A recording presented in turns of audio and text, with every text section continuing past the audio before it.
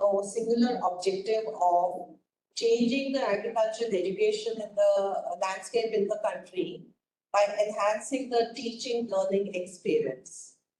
And from the report given by Dr. Zende, and also the other universities which have been benefited under the CAST project as well as other projects including Innovation Grant and Institute Development Program. 62 universities have benefited under NAHEP in the last 5 years.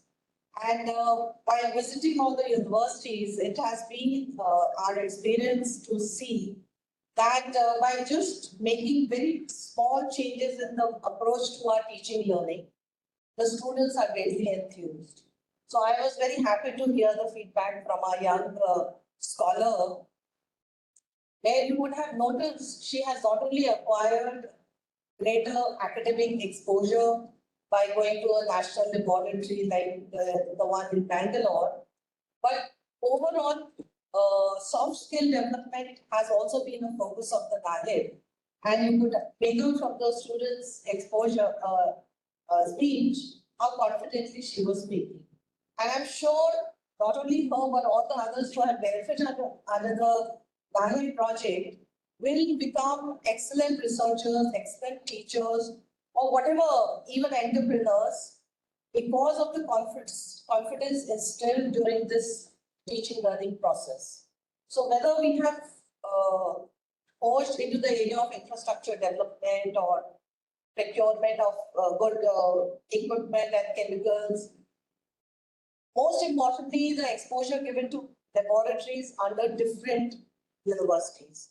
So the moment you step out to another organization, to another country, you get a first-hand learning experience, which will be there for the rest of your life.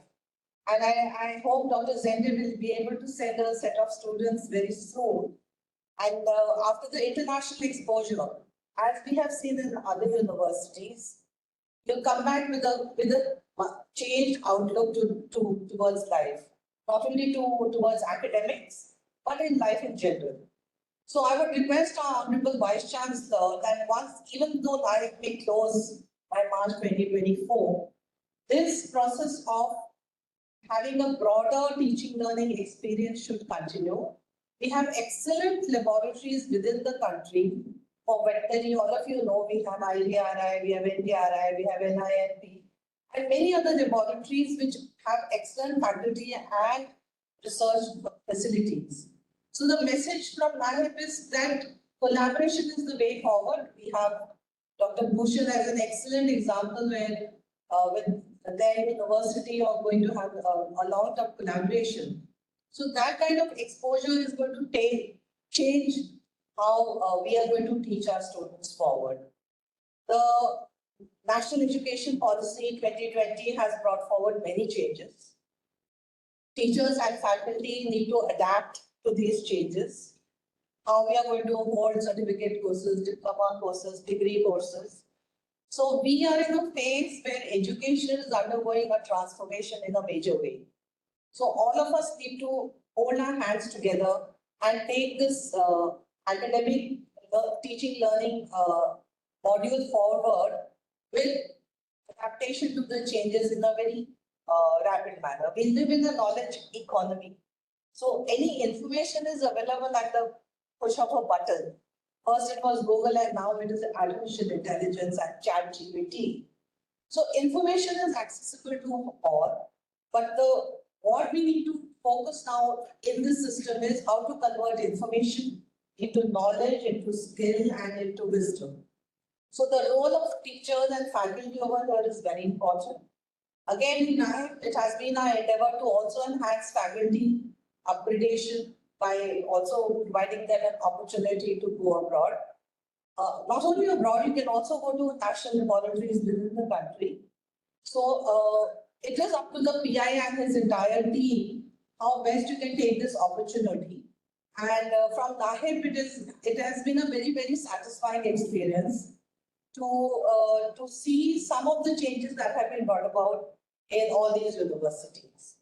So like I said, we have very illustrious speakers after me. I will not take too much time. Congratulations to Honorable Vice Chancellor, and thank you very much for giving us this opportunity. It is a pleasure to come here. I had come here last year also.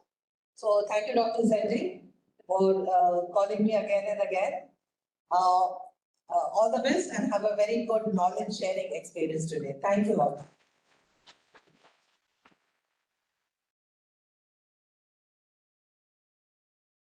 Thank you, ma'am, for your kind words. As you have rightly pointed, this project is the teaching learning process and we want for the kind cooperation and support for this project. Our request, our second guest of honor, Dr. C.S. Johnson, for and for questions that are not soon to write about subjects.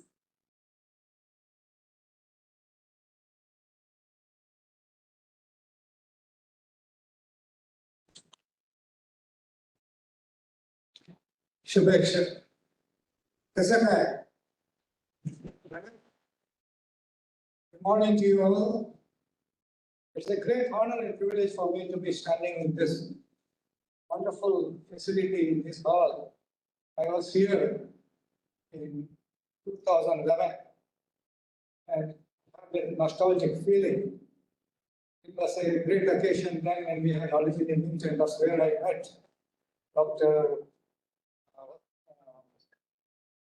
Jairo, a very brief meeting.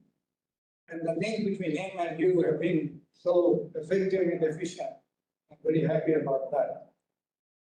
So, as I told you, it's a nostalgic feeling for me coming back here and that too after a gap of 11 years. And today being a very important occasion of World Synopsis Day. Honorable Vice Chancellor Dr. Gadak, Honorable Padma Shri Dr. Madanji, who is my mentor and role model, Dr. Asya Agarwalji, who is the National Director in the HEB and the Department of Education, who has propelled the growth of higher agricultural education in the country to its vision and very effective coordination. Dr. Anurag Agrawal, the National Coordinator, who is again being responsible for making this past program successful through a very effective and very efficient coordination. I've been with them since last 5-6 years and I know how effectively they have been functioning to make this particularly a very, very ardent task of coordinating about more than 60 institutions to bring them together. Honorable Dr. Shrinkar, sir, my guru, and who has been the founder, vice chancellor of this university, and he has been the architect of this university. Dr. Jairo from Penn State University, Dr.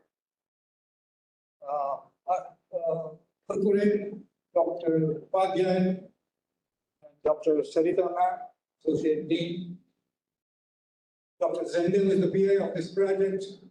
Thank you for inviting me today. And my esteemed colleagues, friends, teachers, students, very known faces here, makes me feel again very happy to be back here. Thank you so much. I feel proud and honored again. Well, the Honorable Vice Chancellor is here, and I came here in 2011.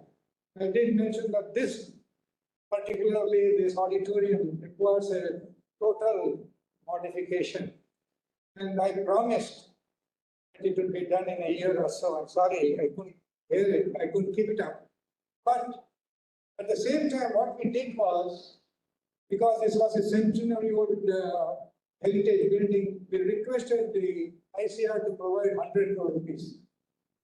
And Dr. Ayyappan was there, who was the then DG ICR secretary there. He did agree to this, and the proposal was more and went up to the Honorable Agriculture Minister then, Dr. Mr. Pawar. My honest request to the Honorable Vice Chancellor is, this is still in the process of happening. If you can take it You can look into that, Dr. Upadhyay or Dr. Kurkure may be able to guide you. Some of that was prepared this document. I think we should take it up with the ICR, and they have given such funds to old institutions of this kind, which I consider as a mecca of veterinary sciences in this country. Today we are talking about zoonotic diseases. Well, as you all know, when we talk about One Health program, this becomes all the more relevant.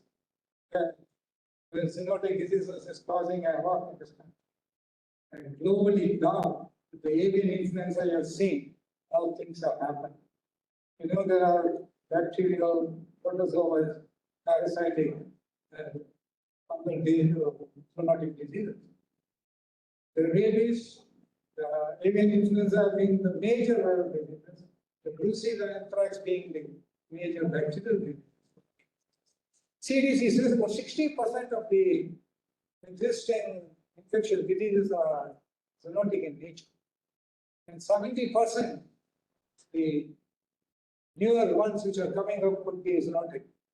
And bioterrorism is another very important area where they say zoonotic diseases because up to 80% are. And this is where one should be very cautious. And to do this, we have to have a very strong disease monitoring, surveillance, and reporting method on a time scale. We do have the Nivedi and Bangalore, the ICR, National Institute of Epidemiology and Viral Diseases. They are monitoring, they are tasked with the job of monitoring, doing the disease surveillance in the country. But at the same time, I'm of a strong believer of the opinion that we need to have first the safety and quality of animal products, feed, and food. Unfortunately, in this country, we do not have an authority for certifying the quality of feed. Unless you look into the food feed chain, where most of these problems occur through the food chain, we will not be safe. So we have been requesting the council to have a feed regulatory authority and also a food regulatory authority and a regulatory authority for animal products. I think the one started by Dr. Sherikar Ji, the facility which we saw today morning is a dream come true for you, sir. And for me too, as I was involved in the initial stages to see that this particular thing should come up, and thanks to NHAP for giving this funding for a wonderful facility which has come up. Now, creating facility is not very difficult. When you get money, you can create facility.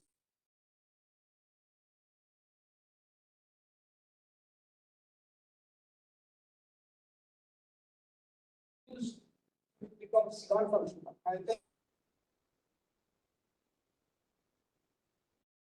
so. Make it as a central facility. Nothing is yours, right? Will give you a future for you to interact, for you to utilize the facilities available at the national level.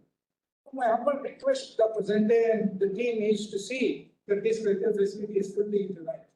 You have wonderful equipment, let us make use of it. And we will always be talking about whenever I was, when they were presenting in the meeting, the past meetings, I should tell them, now we have to get an NABL accreditation. How do we get NABL accreditation? Accreditation from the national level, and this should be considered as a national referral lab for the entire country. Where all samples should be sent here for this, what to say, certified whether the product is made here or whether it is even, we should come to the extent of qualifying for the feed also. Food. Because today, DA is only an indicator. It only says what you should do and what you should not, how much should be present and what is the limit. They are not the regulatory authority. We need a regulatory authority. Probably now FSAI is looking into the feed aspect also, but I think that is not important. What's more important is that we ourselves should have, because the pesticide residue, you will not believe. We had a project at the NDRA and Bangalore, and we did a lot of studies on the milk quality. They could not publish it because they were looking into the pesticide residue. I don't want to say this. The residual levels are much, much more than the MRL limits that was been done. So these are the type of things which are happening. Tomorrow somebody may say, we are all drinking that milk, the infants are drinking. Is it really very problematic? It could be. These are all cumulative poisoning, heavy metals, pesticide residues. They accumulate, cause a lot of problem on a longer term basis. So I think there is a need for all of us to work together when we talk about One Health. We did 2011, if I remember, that we started an ICMR program at Nagpur, where we started a zoonotic center. ICMR came forward. They said, yes, that was at the time when our bird flu cases were there. Then they said, sir, we should have something tomorrow, some zoonotic diseases can happen. We don't have any facility. And Dr. I don't remember one person with the DG ICMR came to Nagpur and Dr. Greg ADG Animal Health was there, and we opened the center there. Now it has been taken over by ICMR, I was told. This is a sort of a program which requires to be involving all stakeholders. It can't be done unilaterally, or don't stand up and say that it can be done by only veterinarians or health people or only medical people. It should be a sort of a cooperative and coordinated effort. And I'm sure that with the facilities available today, what we have seen, we feel very happy that such facility could be developed. But I want this particular university to do much more, and, because it has the potential. I work with many of you in close contact and seen your potential, your commitment, and your hard work. And I'm sure we will be able to do much more as a group together. And I wish you all the very best. And I thank you for giving me this opportunity, because I'll be talking to you again in later on. I don't want to take too much of your time. But what happens, for retired people, they can't speak much at home. So when they get a platform like this, they want to keep talking. So don't want to do that, and there are many more scholars who is going to address you after this. Thank you for giving me this opportunity. God bless you all. Thank you all.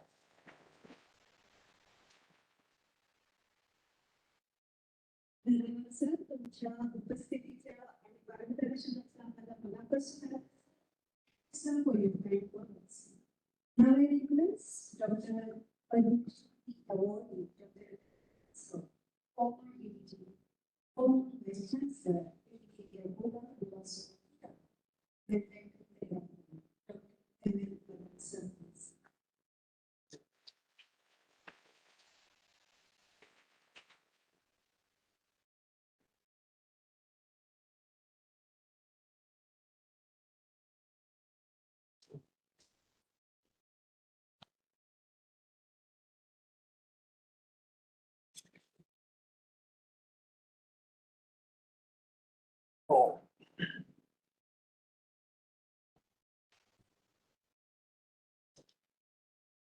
Yam Brahma Paranindra Satvanta Devastavai Vede Sandhu Praday Prabhu Shtay Dayantriyam Yogi Yam Brahma. We are talking and we are addressing ourselves to this fountain of all knowledge. That's Brahma. And invoking him that today, as we are gathered for an auspicious day, that bless us with that knowledge which he possesses. And we pray and sing for him. Friends, ladies and gentlemen, what a pleasure it is for me to be amongst you. When I see the faces around, the faces whom I have been familiar with, and faces which are young, budding, radiant, and the faces who are expectant, it fills me with joy.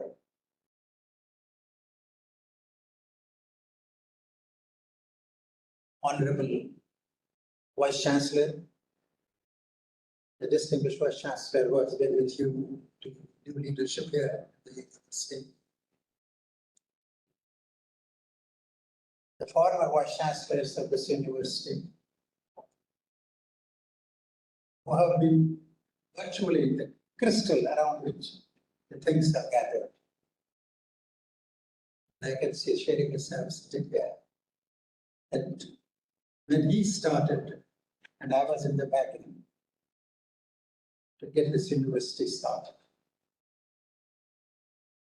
Pleasure to have Honorable Agarwal, who is a light inferno. Do you understand inferno? One is a lamp, another is an inferno.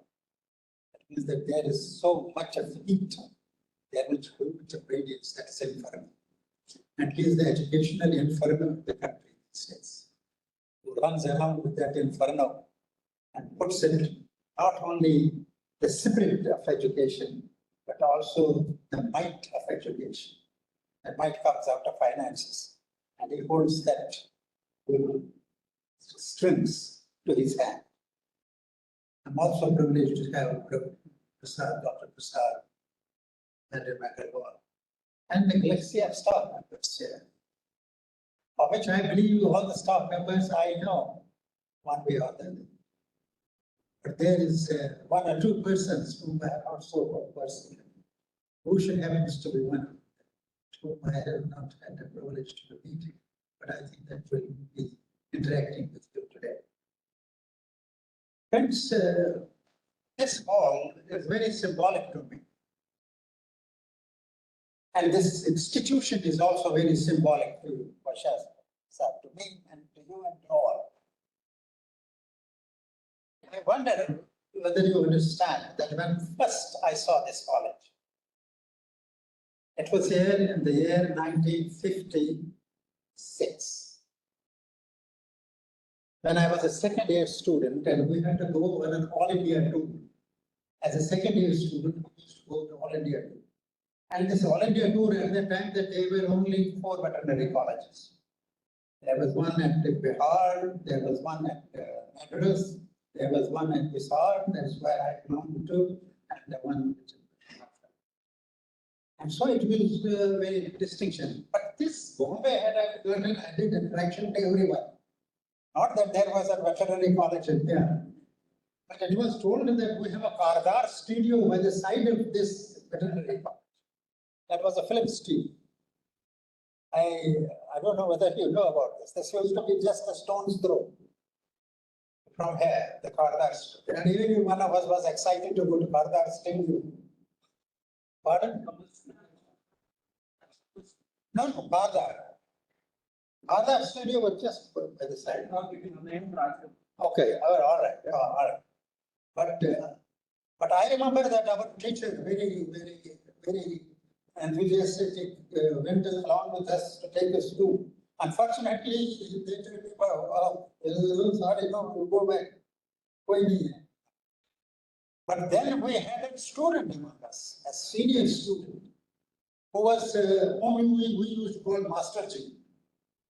Because he had an ME, after MA he had come for BDS. So he was a senior student. So he went with a coat and all that, and went into that one. He said that and we were admitted. So we all went. So I just wanted to say that from that day we had known Bombay Veterinary College. But my real thrill was that when I entered this amphitheater subsequently, and this gave a completely different aura of education and teaching. I wonder whether you know that earlier that all the teaching in veterinary colleges used to be like this. The surgery table will be there, the surgeries will be performed in there, the actual practicals will be here, and all the students will be looking. And this is used to call them amphitheater. And that's what it is today also. And therefore, that when we came in here, that was in late 90s, I would say almost in 2000, that when I entered there and at this amphitheater, subsequently we had celebrations, several celebrations here and so on. And therefore, that's the first thing I would like to do, Mr. Vice Chancellor, is to salute this hall, this institution and the state. The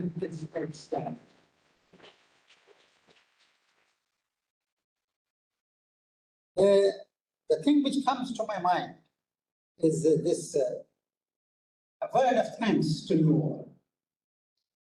I'm very overwhelmed by the type of affection which you, staff members, and the Honorable Vice Chancellor, and the students have shown towards me today by felicitating. But when you see, what is something is in front of you, but there is something which is behind you. And if I tell you that what is behind me,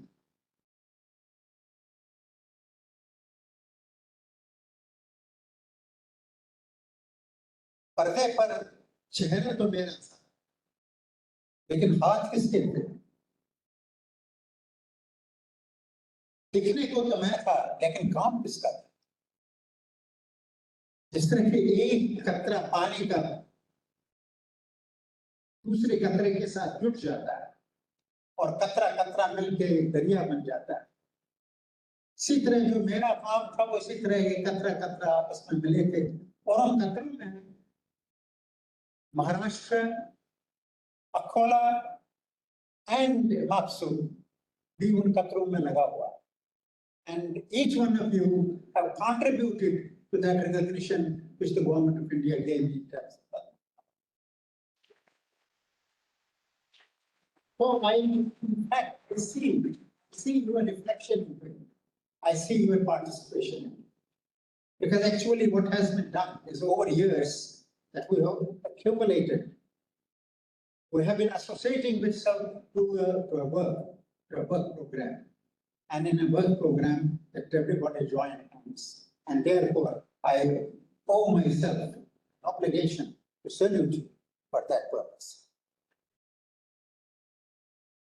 I also, to the Indian Council of Agricultural Research, the opportunity which I got to be in a position where I could go around the country, where I could go around the institutions and be associated with the building of those institutions. And if I'm not mistaken, I saw today also that a remnant of that in the shape of a foundation stone, which way back about 22 years back, when the government started the laboratory, and the credit for that goes to Professor Dr. Shekhar and Mrs. Shekhar, particularly, and why they were trying to bring in the new science over into this. What is important is this: these laboratories speak of walls. There's laboratories these days speak of equipments. The equipments talk of fineness, accuracy. But that accuracy comes not out of the machine, but comes out of the person who works in front of the machine. So therefore, these days I get very much worried and concerned that when these highly sophisticated machines come over into the laboratories, earlier it used to be a thrill, but these days to me it's a concern. That if there is a machine, there must be a dedicated person with that machine. To collaborate a machine is an art. It is not science. In my time as a graduate student in the United States, way back in the 70s, it used even then would have a board written, simply when it was a simple centrifuge. There will be board by the side of it. Push button A. Turn button B. So it used to be just a centrifuge, in which we used to work every day, and I used to feel amused. And what are they doing there and take it like this? And that is what we bring about, that a man is working with a machine. And that's what is very important these days. I feel, for example, not only this institution, but our national institutions also. Today, to make a publication is so easy. You have got this sophisticated machine, you inject into it, you will get a result. Whatever type of result is there, it comes automatically. It is accepted by the publishers because it comes out of this such a reputed machine. But what you got out of it, how you got out of it, is what is important. Those of you who are what we talk of today's function, knowledge sharing. What we really want to share today, I would like to share with you this concern. That the concern is that how well we are able to behave with this machine. If it is sophisticated, we also need to be sophisticated to that machine, which is very important. I also need to talk of whenever we are allowing a machine, this machine should have continuity in terms of work. Today, I am a teacher. I have got a very good student, very dedicated student. He comes and starts working on the machine. He completes his work in 2 years of time, he goes. I don't have access to the data which he has produced. I don't have access to what is going to be next in that project. And I don't have access even to the how these chemicals and biologicals which are used for the machine will come after a year or so. Machine has come, but that machine does work with the system. It needs biological, it needs chemicals, it needs fluids. And those are very critical. And therefore, whenever you apply for some grant, for myself, I remember that I will never apply unless I have got these things guaranteed with me along with the program. That over years, this is the type of support we will get.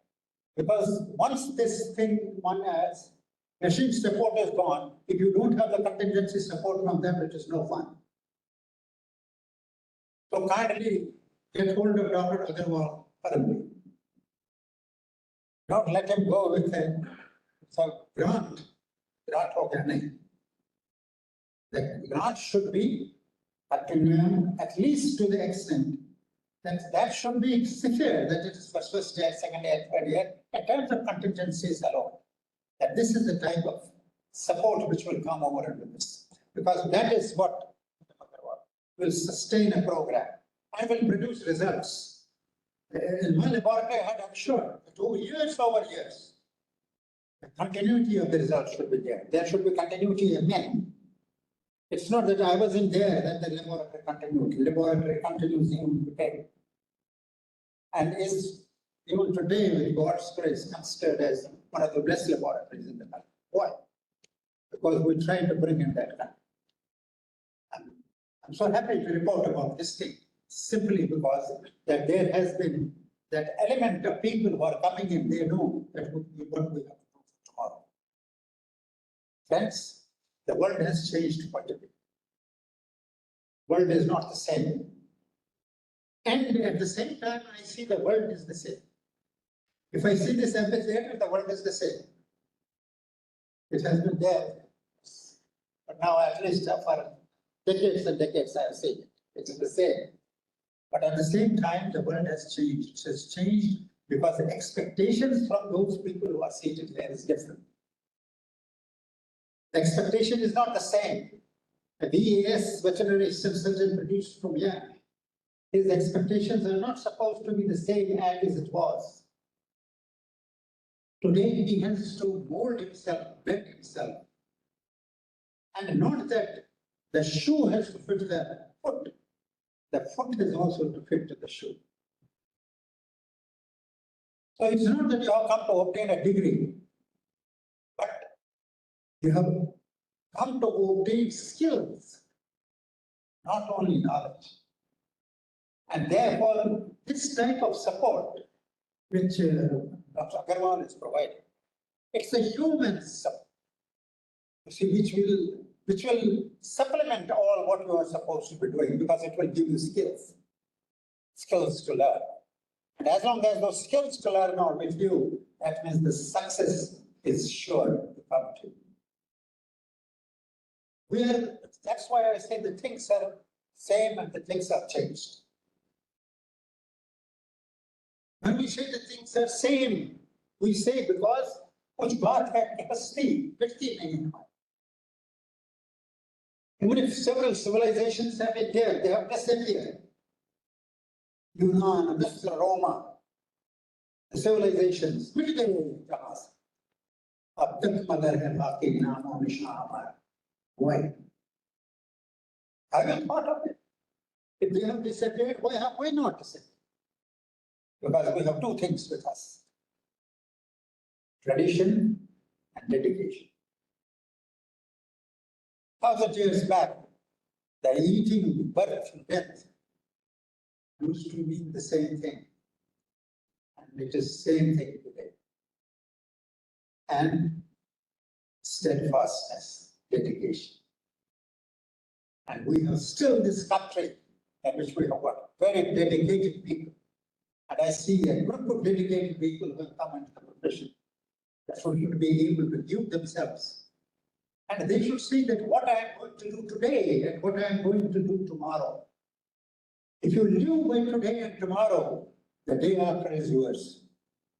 But if you forget today and don't care about tomorrow, the day after is not yours. So therefore, it is essential that you must work for today and tomorrow. On a piece of paper in front of you, what am I going to do today? It has been a practice for me for last maybe about 50 years, that what I am going to do today and what I am going to, not me. Even in our laboratory, everybody used to get into the room and read what is written on the wall for that day. And it is he himself who had written that. What am I supposed to be doing today? Because that is the what you get expectation. That's the way you mark your results.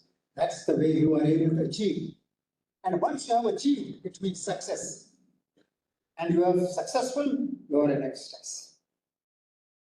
If you want to enjoy ecstasy, it doesn't come of anything else but fixing a target for yourself and achieving it. Today, Dr. Sending, today, fix targets for yourself and see that how wonderful it will be, and you will achieve it. I don't want to go on this issue, but I would like to close on one point, that is the work culture. Work culture is something which is very, very important. And I'm sure that you very richly possess a work culture there, and you will be able to go on to that work culture on these things.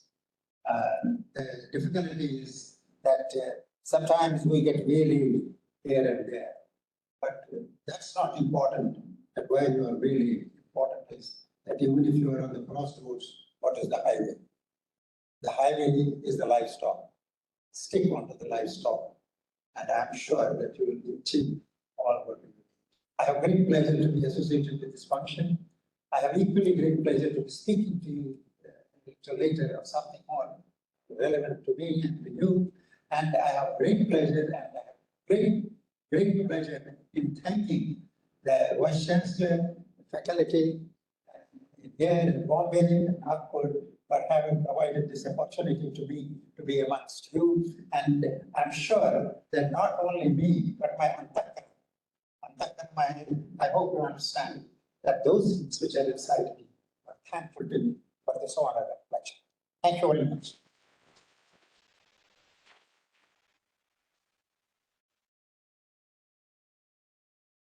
Thank you, sir. Participants are really good.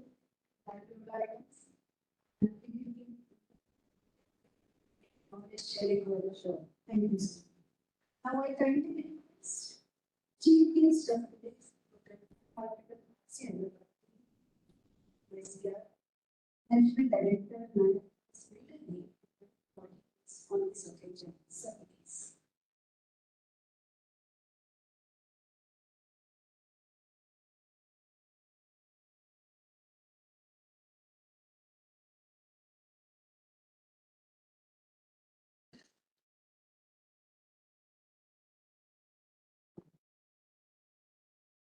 Thank you very much.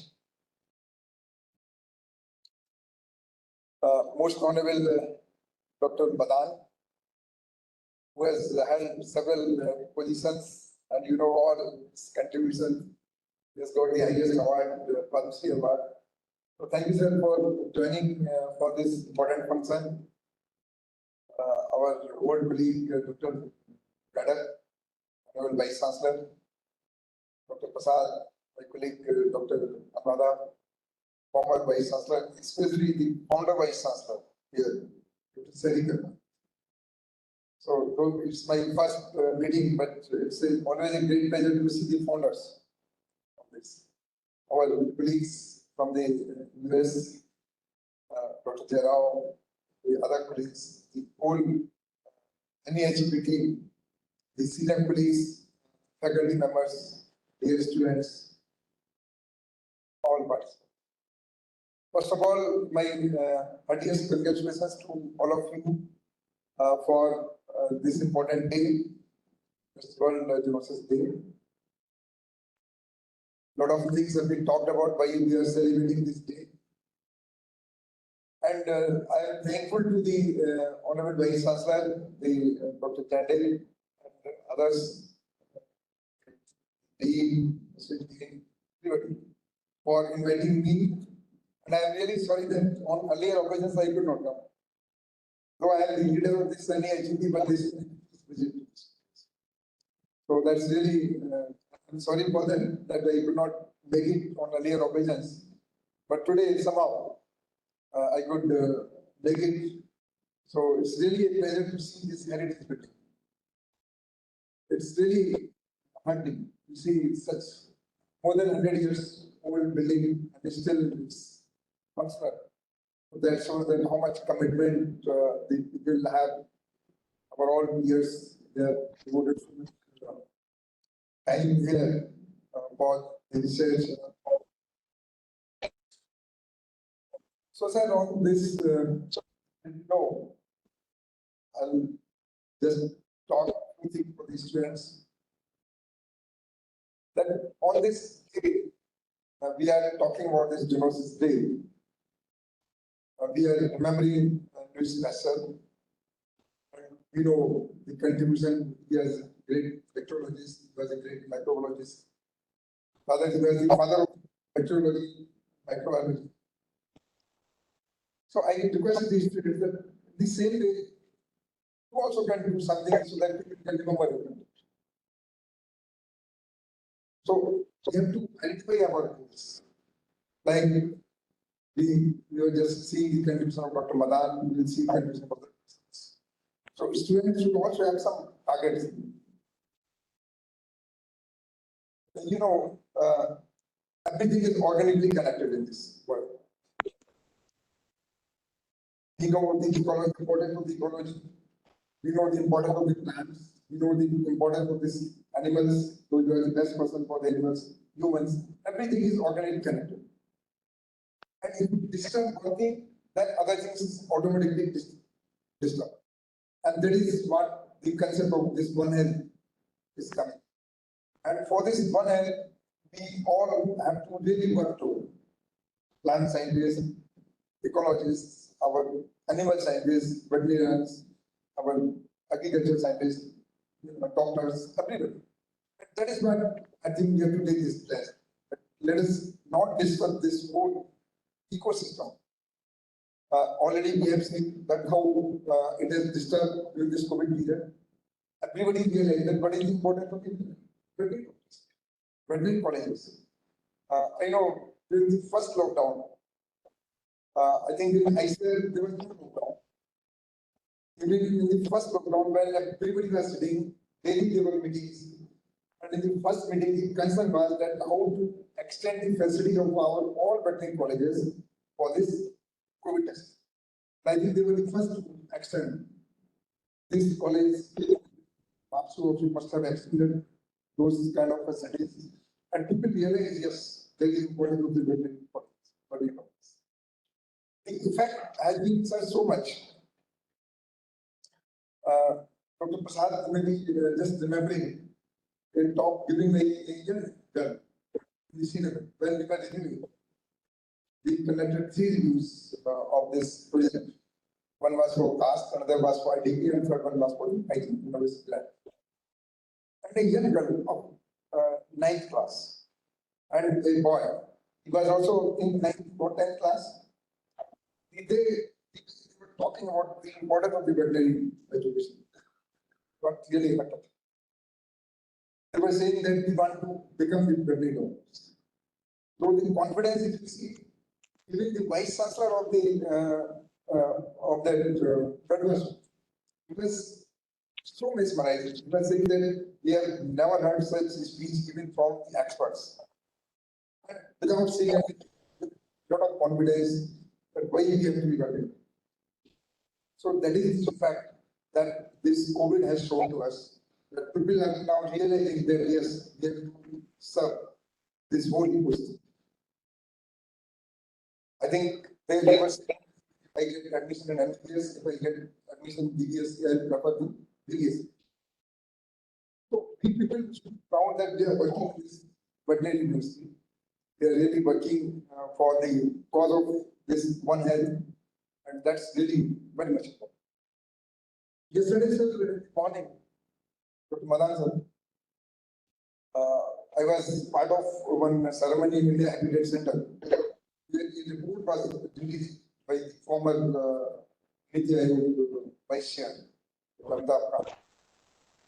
And they were just projecting the figures that by 2047, what is the different figures? They were saying that presently we are having around 31% in middle class. But by 2047, they were saying that it will be 61%. More than double, more than 1 billion people will be in the middle class. And the poor will become only, poor will remain only 2%, which is presently they were projecting around more than 20%. So that reverse trend. Now, once the middle class, the whole country will be gone by the middle class. Because the population replacement rate you see all over the world. The best example is India. We are having more young persons. So more demand will be for the quality food. And again, because this caste sector is for the animal food sector, again, the responsibility lies on. Let us, the objective of this task, as my colleague Dr. Anuradha was saying, the objective of this task or the IDP Institutional Development Plan is not to send students abroad, not to send faculty. We have sent around 1,200 students, more than 500 faculty, and the total cost we are investing around 1,200 crores, huge amount. But objective is to prepare yourself for the future. You know, already, I think just last week I was reading news that there is a cell culture in US. I think they have given license to 2 companies. So that is the research now. The need will be coming through this cell. I was reading another. When I went to Canada, I got a lot of information, and the research is there. Rather, it's almost all at the final stage. But how you can have the milk also from the laboratory without having from the cows, this natural milk from the cows or animals or other animals. So that is the research going on. We are thinking that how we can really. So let us see what are those future challenges. Let us think, close our eyes and let us just meditate and just see that okay, what we can do for this. So that is where we are investing this for the students, for the faculty, for the infrastructure like you can see the clean room today. So let us prepare ourselves. Like in Canada, sir, I could see that Canadian light source. I think you must have seen that. Suspension. What a beautiful place that is. The total cost, it's the total facility is in a stadium of football. You can see more than 1,000 crores they must have invested. And they were saying that they are ready to extend this facility free of cost to the Indian students. Free of cost. No training cost. Nothing. You have to just meet your travel expenses. And then also somebody can sponsor. So that once you see how you can really next by, you can go the high-tech research using that facility. They are using it for many purposes, reducing purposes. They are using it for the identification of the various parts in the seed, the DNA level, RNA, many things. So this caste facility, NAH facility, again, is projecting to expose you to all such kind of things so that you can have future collaborations. You can have a broad vision, you can have good networks developed using this policy. And that's really, again, the design results I'm happy to share are really good. When we talk to these students, I think around a month back, I discussed with many students in more than 6 countries online. And the level of confidence I was seeing, the level of vision they were having really was, we felt, yes, it's the right investment. It's the investment for the future. We are creating the future leaders. Because by 2047, when our honorable Prime Minister is saying that it has to be Amrit Kal, I think the persons who will be responsible to do all kind of research will be those who are in early 20s or around. So, like just 2 days back, I was training.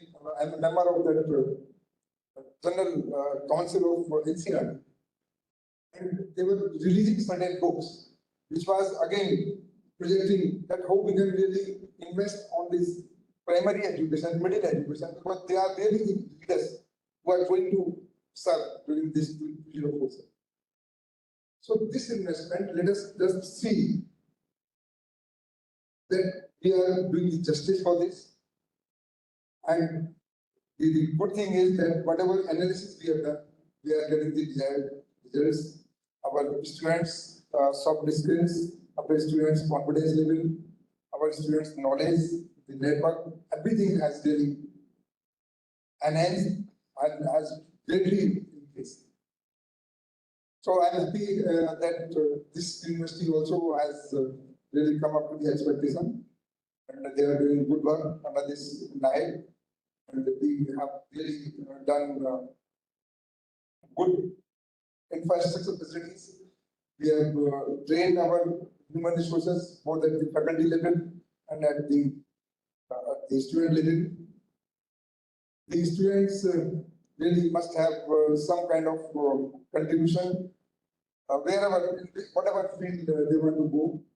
Whether many persons after study, they would like to be bureaucrat, they would like to go research, teaching, or any other profession. They can go to fine arts. But whatever you want to do, just have the confidence. Just do the extraordinary things in that whatever. So that is the ultimate purpose of this education, and that is what I always say to the students, that please, whenever you go, keep your eye open. Right from the day you leave the country, you just see how the persons are behaving, what is the culture of their country, how people are punctual, how they are devoted, everything. It's not that we are going to study the subject, we have to also see other surroundings. So that the same thing you can imitate your lives. You can incorporate in your life. And that's what these students are, again, I'm happy that they are coming up to that expectation. That's really, again, very heartening to see. I can again share, sir, the interest towards agriculture education has increased tremendously. Last year, we had around 84,000 applicants for the 3,500 seats which are reserved for the exam. You can see the ratio. Even World Bank was surprised that for 3,500 seats we are getting 84,000 applications. But this year, that number has increased 5,80,000 in just 1 year. It's the effect of this NEHP, effect of our sensitization. We have asked all the universities that please conduct the meetings with all school principals in your area and just educate them. Because Dr. Madan sir, I want to just share with you. Last year, we conducted a workshop with Delhi-based principals, where we called around 250 principals. Whole day, it was from 9 o'clock till 7 o'clock meeting with all the principals.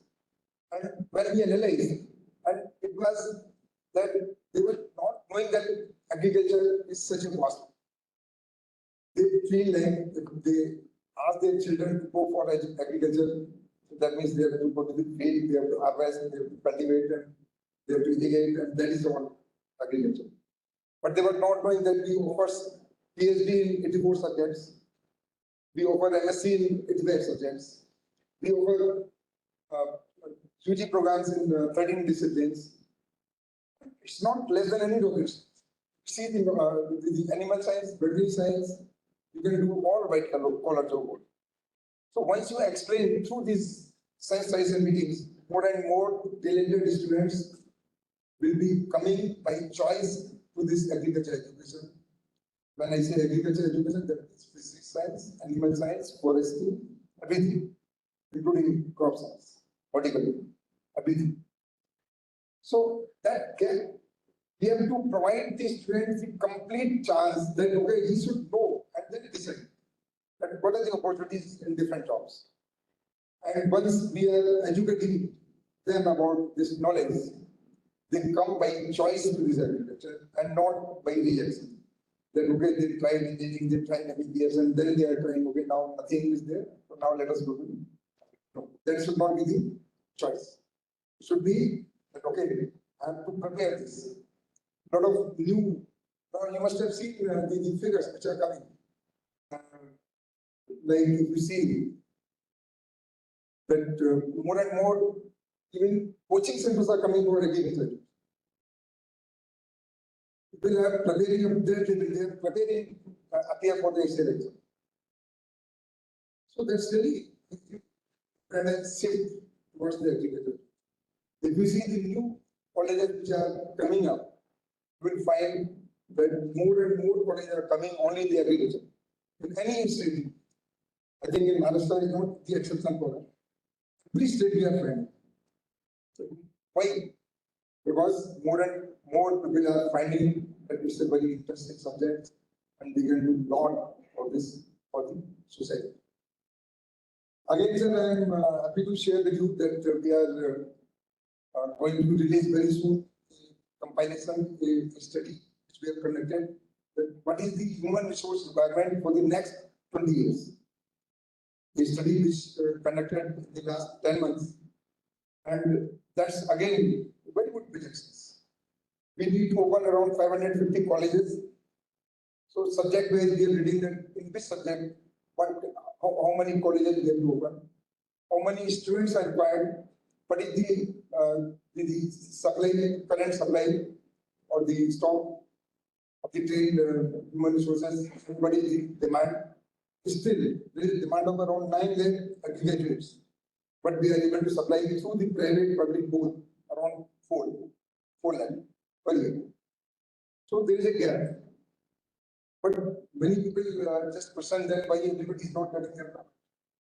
When the quality comes, you have to see the quality in there, especially for the private. And there our accreditation is really becoming very important. So if you see those projections, that study is very important to assess objectively that what is the requirement in different sectors.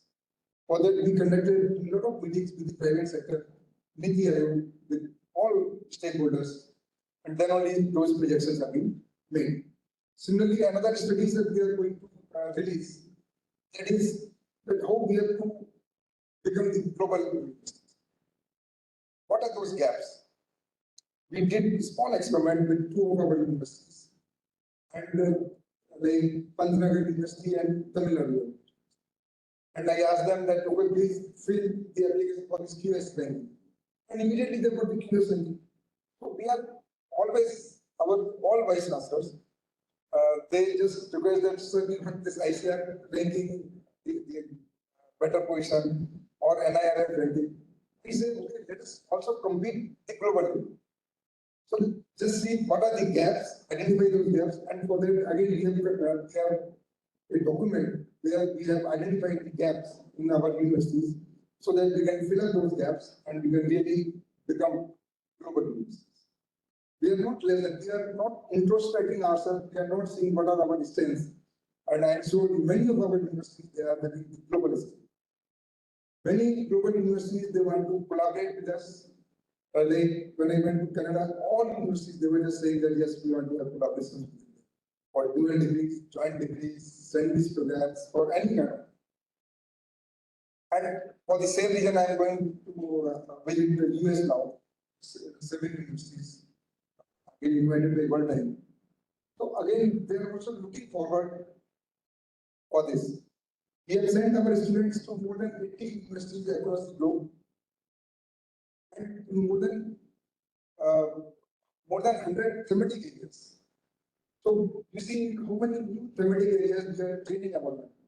So all those things are really required, and I will just request the students that please note that attitude is more important. It is the attitude and not the it is the attitude and not the attitude which can take you to the altitude. So please don't change your attitude, have the positive attitude, have some goals in your life that what you have to do in the life, and make full utilization of your this study, full advantage of the atmosphere which we have been provided by NIHE, the CAST, or by the university, or by the government, and just be responsible citizen wherever you work, and just see what are the future challenges of artificial intelligence. Like Dr. Nanda was saying, the chat GPT. So are we just the users of the chat GPT, or we have to also just see that how we can contribute to the chat GPT? What can be our contributions? So let us see how we can really see that the robots will be governing ourselves, how we have to see that drones will become really within our government. Even I think the study says that 80% of your jobs are going to be obsolete in the next term.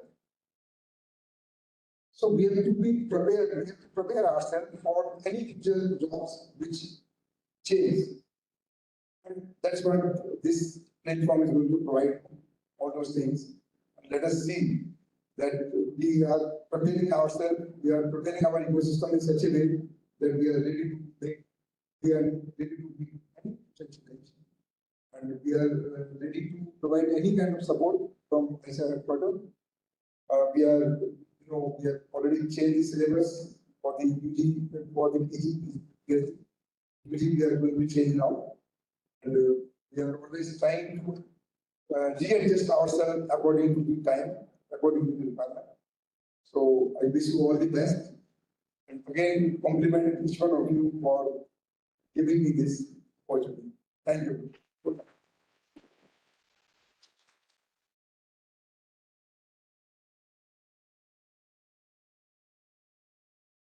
Thank you, sir, for your kind address. Definitely, to my very star students for different opportunity, you have rightly pointed out that there will be the bright future for the agriculture and the subject. It is related to basic needs of it. It is very important. Now I request our motivator, honorable vice chancellor, Dr. S.R. Wilson, Councilman Poole, to give his presidential remark. Service.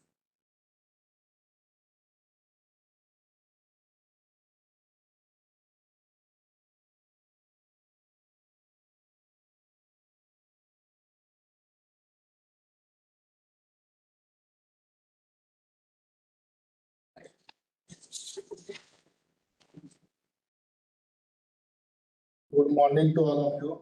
Friends, today we gather here for the knowledge sharing workshop organized on the occasion of the World Zoonoses Day 2023. On this occasion, the chief guest of today's program, Dr. R.C. Agarwal, ADG Education and National Director NIHE, Padma Shri awardee Dr. M.L.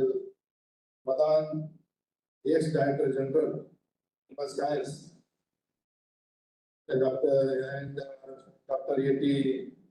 Sherikar, former Vice Chancellor of the MAPSU, Dr. C.S. Prasad, ex-ADG, Nutrition and ex-Vice Chancellor of the MAPSU, Dr. Anuradha Agrawal, National Coordinator Nahel, Dr. Bhushan Jaira, Director Animal Disease and Diagnostics Laboratory, Penn State University, USA. Then Dr. Upadhyay, Dean Faculty, the MAPSU, Research, Dr. Henry Kurkure. Then Assistant Dean of the Veterinary College, Dr. Yasu Gulwani, and peer of the line for this MAPSU, Dr. Jende, all their PIs, the co-PIs, and all the faculties and student friends and of the veterinary college present in the house. So this is a very good occasion for us for sharing my views in this on the knowledge on the day of the knowledge sharing workshop. And on this occasion, I welcome to the all universities, particularly Dr. R.C. Agrawal. I called him and also invited to invite him for the sharing of their views in this today's program. And they accepted this and they physically present here. And thanks to the Dr. R.C. Agrawal, DDG Education, and also Dr. Madan Sir, Padma Shri Awardee, Dr. M.L. Madan Sir, and all the students.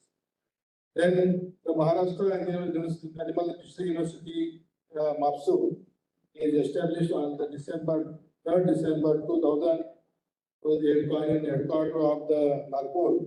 The object to promote knowledge sharing, knowledge bearing power in the field of veterinary, fishery science, and dairy technology.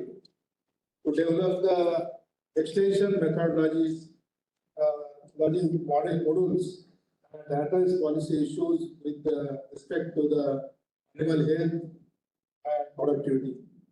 Play an important role to assist policy monitoring and impact analysis for Department of Animal Husbandry and Dairy Development and Fishery. The university has been one of the 4 agricultural universities in the state by transferring the 6 veterinary colleges. And since university has made commendable progress in development of the fishery faculty and strengthening of dairy technology. We have started 2 colleges in fishery and 2 colleges in dairy technology. And now our government has declared now the 2 colleges, that is the veterinary colleges at Akola and Ahmednagar district. And in case of particularly KVKs, we have 3 KVKs in Sangli, Murwad, and Gulbarga and Nagpur. Considering the importance of wildlife in the ecosystem, the obligation of this conservation through the research extension education, the MAPSU has established the Wild Research and Training Center at Gorewala, Nagpur, to undertake the conservation breeding and of the indigenous fauna and undertake knowledge research in wildlife, wild health care and management. University has also established India's first veterinary nuclear medicine center at Mumbai, and the Embryo Transport Technology Laboratory and Mineral and Hormonal Assay Laboratory at Akola, Swine Fever Surveillance Center at Nagpur. These are the very good initiations as taken by our university, and all dignitaries and guys they have supported for this establishment of these issues.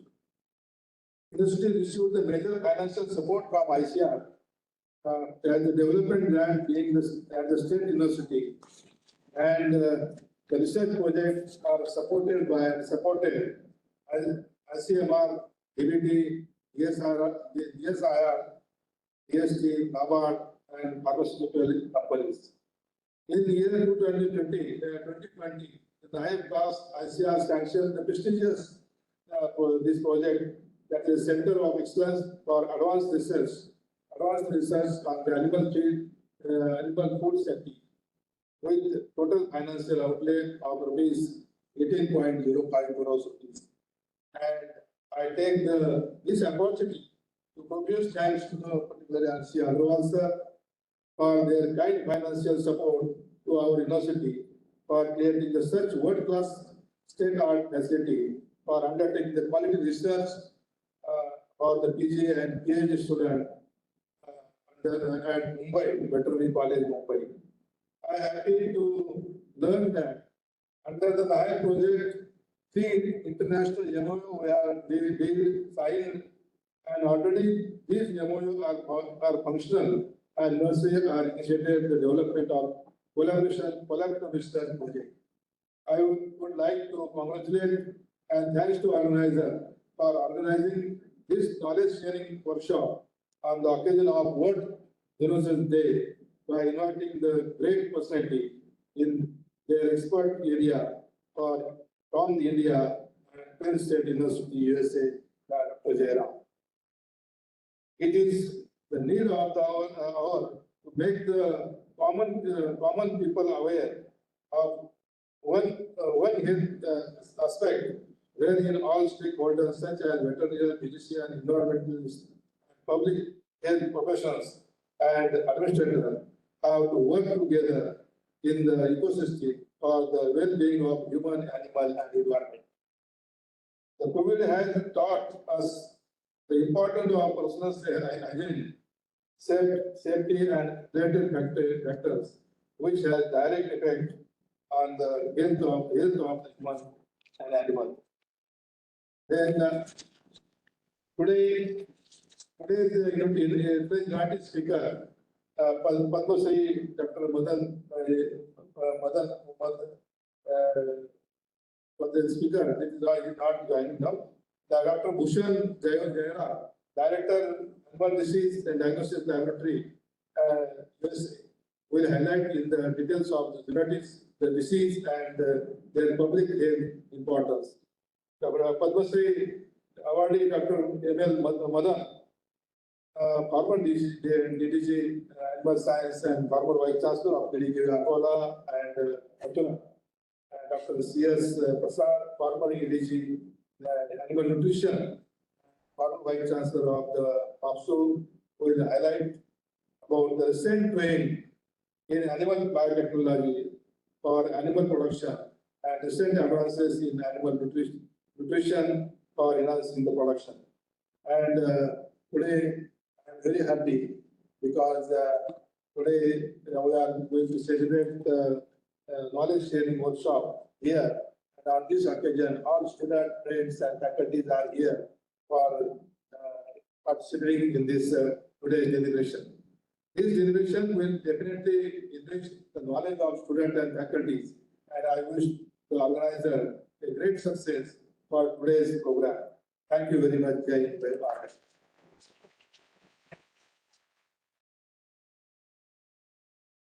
Thank you, sir, for your constant support and guidance to organize such kind of events. Thank you very much. Now, I call upon Dr. OBM and Pasmasu to propose a vote for this inaugural session.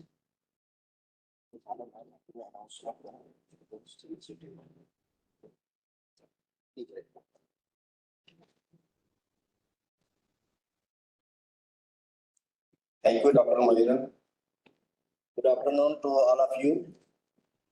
President of today's function, Honorable Vice Chancellor, Dr. Sharad R. Gadar, sir, PAPSU Nagpur. Today's chief guest, respected Dr. R.C. Agrawal, sir, Honorable DDG Education, ICR, and National Director, NAHIM, New Delhi. Padma Shri awardee Dr. M.L. Madan sir, ex-DDG Animal Science, ex-Vice Chancellor, PDKV Appala and DU VASU Mathura. Guest of honor, Dr. K.T. Serikar sir, Founder, Vice Chancellor, MAPSU Nagpur. Guest of honor, Dr. C.S. Prasad sir, ex-ADG Animal Nutrition and ex-Vice Chancellor, MAPSU, our esteemed speaker. Dr. Anuradha Agrawal Madam, National Coordinator, NAIB Caste, New Delhi. Respected Dr. Hussain Jairao sir, Director, Animal Diagnostic Laboratory, Penn State University, USA. Dr. S.V. Upadhyay sir, Director of Instruction and Dean, Faculty of Veterinary Science, MAPSU Nagpur. Respected Dr. N.V. Gurukure sir, Director of Research, MAPSU Nagpur. Dr. Sarita Budavane Madam, Associate Dean of our college. PI Dr. Ravindra Jende sir, Professor and all co-PIs, professors, sectional heads, the trainees of international training programs which is going on here, my dear students, online participants and ladies and gentlemen. I, Dr. Vilas Vaidyan, working as Assistant Professor and co-PI of this NAIB Caste MAPSU, honored to extend a very hearty vote of thanks on this momentous knowledge sharing workshop on the auspicious occasion of World Zoonosis Day 2023 under the World Bank funded ICR NAIB Caste project. I am truly honored to have had the opportunity to work and learn from all of you here today. First and foremost, I would like to express our utmost gratitude to our mentor, Dr. S.R. Ganak sir. His dynamic leadership and commitment to our success is always motivating and inspiring. We are immensely thankful to you, sir, for taking the time to attend today's program and for your presidential address. Thank you very much, sir. I would like to express our sincere gratitude to Dr. R.C. Agrawal, sir, for accepting our invitation to inaugurate the function and for your inspirational speech and particularly for funding this project to our institute and our university. On behalf of our university, Mumbai Veterinary College and myself, we would like to thank you very much wholeheartedly, sir. I am delighted to have the privilege to express my sincere appreciation to Dr. M.L. Madan for gracing the function with his presence. We will also being the speaker of our today's special event. Thank you very much, sir, for your presence. I am very much grateful to Dr. K.T. Serikar, sir, Founder, Vice Chancellor. We are deeply grateful to you, sir, for your invaluable contribution towards the development of our university. Thank you, sir, for accepting invitation and sir will act as the chairman of today's technical session. Thank you very much, sir. Once again, thanks a lot. I extend my heartfelt gratitude to Dr. C.S. Prasad, sir, for taking out his valuable time and enriching us with their profound knowledge and rich experience. Thank you so much, sir, for gracing this occasion. It's a privilege to have the opportunity to thank Dr. Anuradha Agrawal Madam for her valuable guidance and inspirations and words of wisdom. We thank Madam for spending your valuable time and with us and wish that she can continue guiding us in the future as well. Thank you very much, Madam, for being here. We would like to extend our deepest gratitude to Dr. Bhushan Jairao, sir, for his willingness to make time for us despite his busy schedule and accepting our invitation for 10 days international training program, which is going on now here in Mumbai Veterinary College. And as well as we got the opportunity to work under his supervision at Penn State. And many our university authorities also were there for signing the MOU. Thank you very much, sir, for your all efforts. Thank you very much. I would like to especially thank our esteemed Director of Instructions and the Faculty of Veterinary Sciences, Dr. Shirish Upadhyay, sir.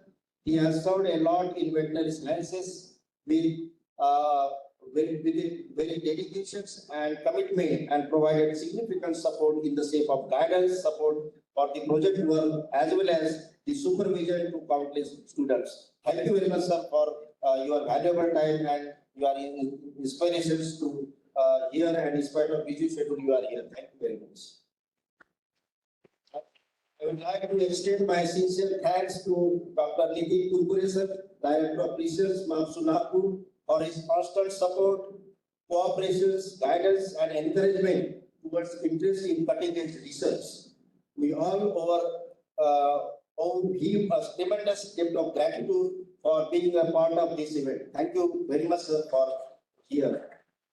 Thanks a lot to Dr. Sarita Bodavane, Madam, Associate Dean and Project Implementing Officer, Mumbai Veterinary College, for constant inspirations, moral support, cooperation, encouragement, and participation, and in this wholehearted support for organization of this knowledge sharing workshop. Thank you, Madam.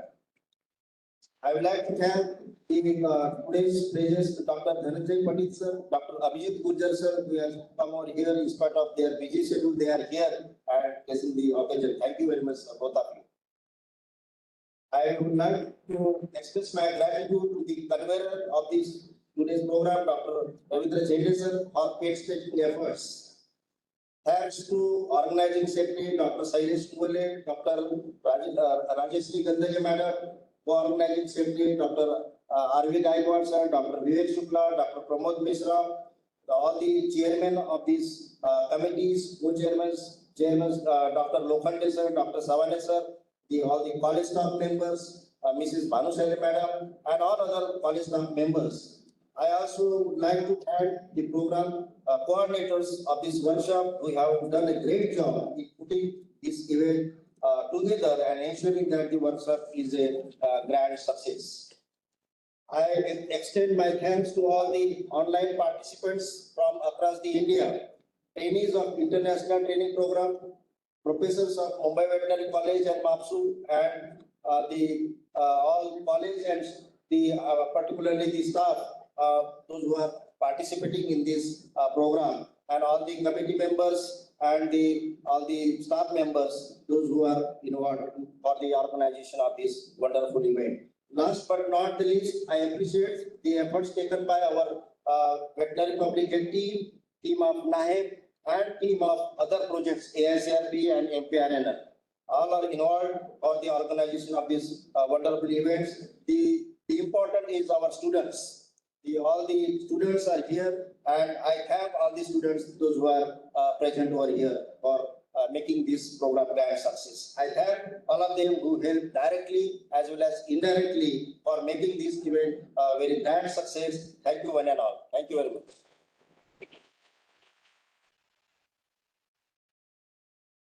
Thank you, Dr. Sir. Before moving to technical session and knowledge sharing workshop, we will take a small break of 10 minutes. I request all the dignitaries and the staff to join for the refreshment in committee hall. All the students requested to wait here. They will get their refreshment soon in the better time. Kindly join all the dignitaries and the staff for the refreshment. Next is we will talk about the new emerging field of digital epidemiology, which all three of them put together would be a more synchronous or a seamless approach to address emerging infectious diseases, or what we call as now influenza zoonotic diseases. So in order to appreciate the process of zoonotic diseases, I have, as I mentioned earlier, I use the term called as epidemiology transition. It's also called as demographic transition in some settings. So if you really look at the whole process, way back before around 1800s, the life expectancies and the death, the number of births and the number of deaths were extremely high, as it is seen here in the very first stage of here. Okay. So look around less than before 1800s, but over a period of time, we start seeing a decline in the infant and maternal mortalities over a period of time. This is an accomplishment. This is an accomplishment because of science or the advances that started taking place or accumulating over a period of time. So when we go into the 1980s, what do we see? We see the emergence of the field of microbiology, very beginning of microbiology. And following that, around 1950s, we see the effects of what we call the golden era of microbiology transpiring itself into addressing lives or animal lives for a period of time. They reached a point in time where we call as stage 4 in terms of the epidemiology transition, where the birth rate and the death rates are almost equaling each other at some point in time. So there are many countries that are in stage 4. In fact, there are some countries that may be in stage 3. But there are countries who have moved on to stage 5, where they are seeing not only a decrease in the birth rate, but also a significant decline in the mortality rates too. So there's an inflection point that will come. The reason being is we are transitioning from infectious diseases to non-infectious diseases in those countries, taking higher prevalence over a period of time. So using this as the background of understanding the different stages of epidemiology transition, we are perhaps, we would say, we are in stage 4 or stage 3 of the transition. So how do we look at it from a different perspective? So the word Louis Pasteur was mentioned several times, and I'd also like to take this occasion to quote him. Thanks to Louis Pasteur, Robert Koch, Joseph Lister. It is because of their work, their understanding, we are able to develop sciences that are antisepsis, antibiotics, use of immunization, sanitation, and public health. So one would ask as a public health practitioner, how do you prove it? So here's the data that kind of tells us. By the introduction of antisepsis, antibiotics, immunization, sanitation, more or less the bigger realm of health, we are able to increase the life expectancies by 10 to 25 years, just public health efforts. When we go into the next area, we have seen improved quality of life, not only the extension of life, but also the quality of life. And this is because of decreased infant mortality, widespread use of childhood vaccines across the globe has reduced the mortality rates in populations. And the next one is decreased global burden of infectious diseases. What we would expect to see the disease burden in the 50s, 1950s, and 1900s, we have far surpassed that in terms of addressing some of those diseases or infectious diseases. So when we go back to the 1950s, that's the cusp. We are coming out of 2 world wars, we are settling in, the economies are developing, emerging countries from developed countries. We have seen that even mankind has made significant progress in fighting these diseases.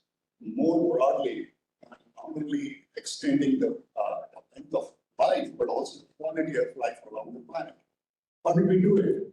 We did it by doing 3 simple things. One is develop effective vaccines, eradicate smallpox, introduce antibiotics, and of course, the polio vaccine is one of the successes. And hopefully in a few years, we should be able to eradicate it. When we look at point in time, inflection back as of now, or 5 years on, we are now at a fairly crucial moment in history where infectious diseases have become more resistant to treatment. For example, we have seen the emergence of methicillin-resistant Staphylococcus, malarial parasites becoming multi-drug resistant, and we are seeing the emergence of extremely resistant tuberculosis in some parts of the world. And we are also seeing diseases that were once we thought we had control are re-emerging. And we have also seen diseases that we had never seen before.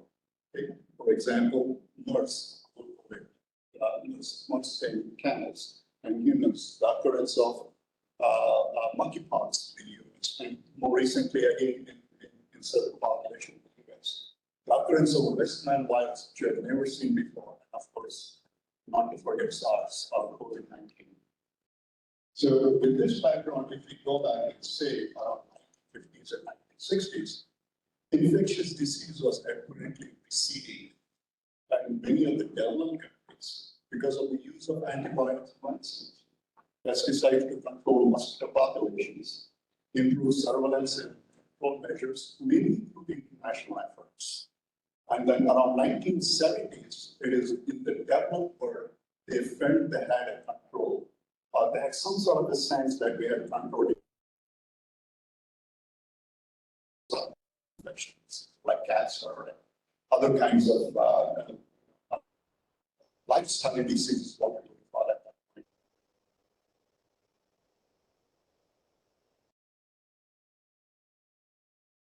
Infectious others.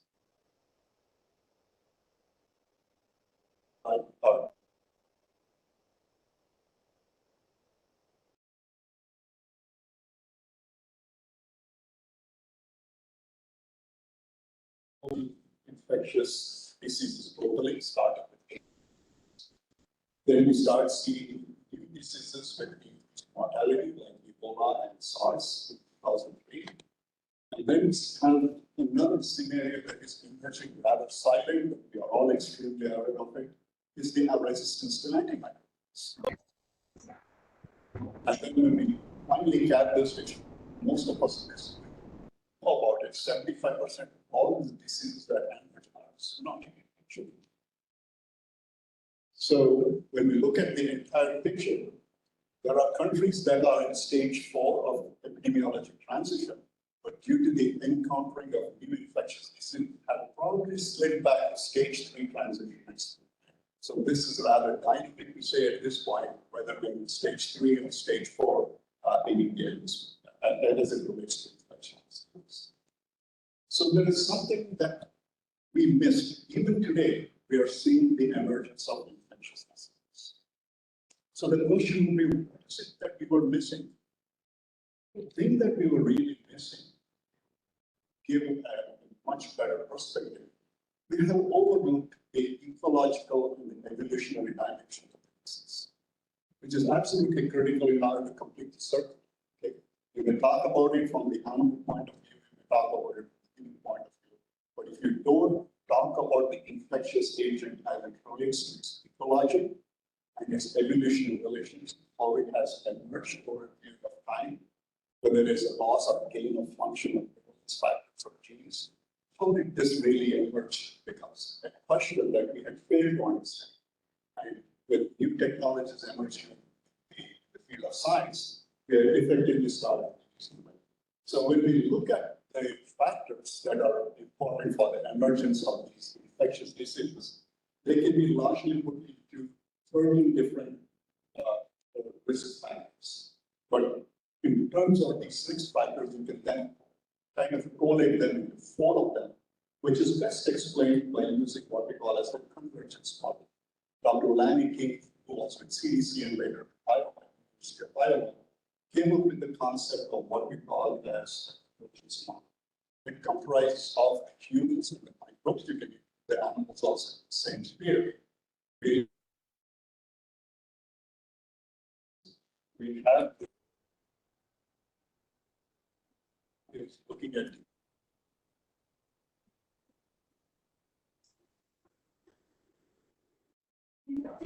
so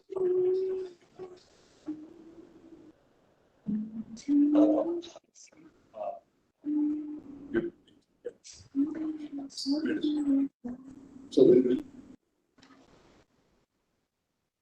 model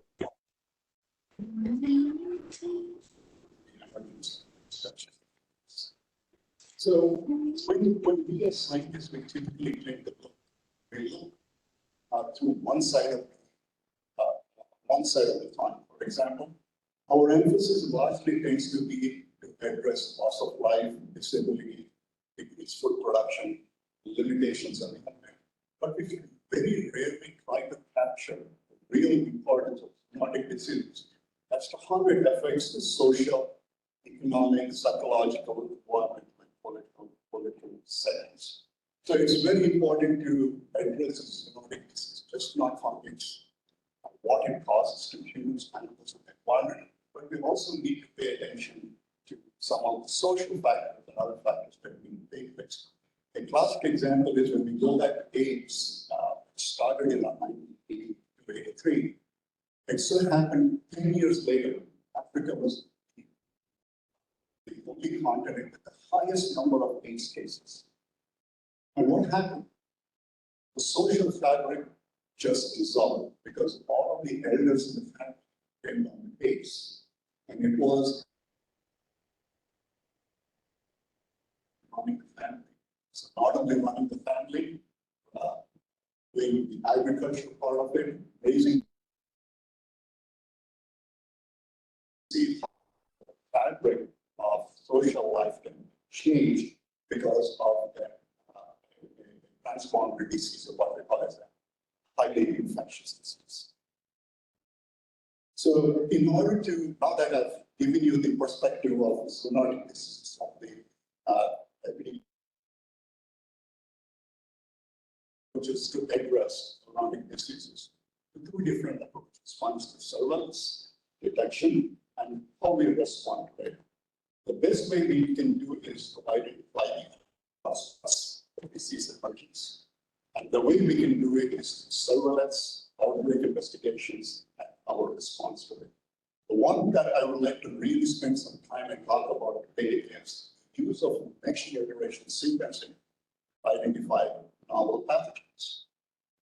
And the approach here is what we are seeing more and more, that a huge DNA sequencer sitting on a benchtop, sitting on your bench in a lab. It's more likely that we are moving up with portable devices. And portable devices are becoming very, very popular, easier to use, and they are able to provide users what we call as next to their home or next to the patient, or what we call as bedside tests. It's almost evolving. And I can share you with some of our experience. We are able to take these portable sequencing devices like the farm and able to identify whether it's carrying the pathogen. The last one, which I would like to just touch upon a little bit, as I go along, is the development of digital epidemiology methods during early outbreak detection. Okay. So let's talk about this to start off with. How do we identify hotspots? So there are several different ways of looking at hotspots. One of the new approaches that we are taking towards identifying hotspots around the world is largely disease modeling. Okay. So when we look at the models of transmission dynamics, also I've used the example of avian influenza here. The practice of double crop results in the wild ducks, or what we call as the mallards, to come and habitat those areas because they are good source of food and also a diverse source of food materials available at that time. But in the process, they become permanent residents in that area. So in the process of becoming permanent residents, they are able to become a part of these transfer scenario, transmission scenario, where viral crossovers can take place to pigs and eventually to humans. So here we know an avian influenza pig is the mixing vessel. So if at all you have these several different scenarios all accumulating and congruing at the same time. And the lessons we learned from this is mainly from Southeast Asia, looking at places, Laos, Vietnam, Cambodia, where the avian influenza outbreak the first time, that's in 2006 to 2008. And these were the lessons learned. And another thing that we are seeing in recent times in certain areas is due to increasing global temperatures, we are seeing a rise in sea level. We are seeing diversity that is around the estuaries migrate further up the river. So in the process, these migratory birds that like to settle along the coast where there's a rich source of food available, because it's the most biodiverse region, especially in the estuary. When more into the upland, into the river, they're coming in closer contact to human populations. Okay? So those are some of the things that we need to look into the whole process. And we look at fight the avian influenza outbreak. Some of the lessons we have learned in the recent one that we have gone through in the United States is if there is a backyard flock, it tends to pose relatively a higher risk as well as large farms being shared between small farms and large farms. Whereas if there are only large farms, the large farms can easily eradicate or remove the infection by culling. So here is a don't if you do, and if you're doing that. If you don't, you just cannot eliminate the process of a backyard flock near a large protein farm. So this is how we are looking at our different approaches to identify hotspots. It's largely the modeling of the data that we have collected so far on previous surveys. So let me come over to molecular diagnostics. Coined by Sun Tzu, this Chinese philosopher, and some say it was a general in the Chinese arts thousands of years ago. He has come up with a very nice statement. It states, strategy without tactics is the slowest route to victory. But tactics without strategy is a noise report. So let's try and understand this from a molecular diagnostic perspective. So when we look at it, what do we need to know? In simple words, the statement says, know thy enemy. Who is your enemy? How are you going to address or meet with your enemy? So let me try and use this logic model using epidemiology approach. So the approach that I would like to take is to ask the very basic epidemiology questions. Who, where, what, when, how, and why.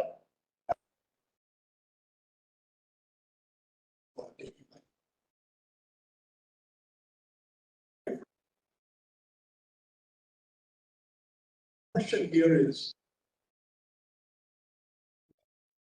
it can be bacteria, virus, parasite, toxins, or protozoa. Where does the enemy go?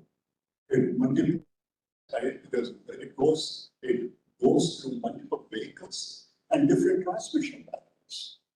What is it? What weapons does it have? What are some of the virulence factors or some of the factors that are essential for it to induce an infection? The last one is when, how, and why, or when the enemy attacks us. When we let our guard down, when we are unaware of where are the likely weaknesses in the system. The last one is how and why. That's more sort of an analytical epidemiological approach. How and why does our enemy? So when we know these four different boxes, how do we apply them? So the first step is, in order to answer the question who, is we need to identify space and identify them accurately. So we have a lot of tools that are available for us to identify. Next is where are they moving? So in the process, let's identify their serotype, subtype, genotype. That will help us to say how these chromotypes are distributed. The next one is identify the virulence factors that are associated with this pathogen. And finally, monitor them for virulence factors or antibiotic resistance. And that's the approach. So the question comes, if I have to develop 20 different PCR assays, it doesn't make sense, right? So we are looking for an ultimate all-in-one diagnostic. That's the big wish of the big dream. The process, it looks like identifying the species, identifying the serotype or the genotype, looking at the antibiotic resistance genes, the virulence factors, and mobile genetic elements. So one would say, is there any one single test that can allow us to do all of this at the same time? So the answer is yes, we do. Yes, next generation sequencing based diagnostics is the next big wave that we will encounter.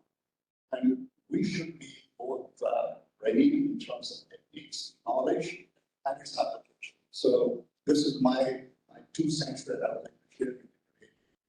Be ready, genome sequencing and bioinformatics will become a regular tool. Even to your private physician will be able to pull up a sample and get it and say, this is what the genetics says, this is what we should be doing. That's the trend where we are looking at.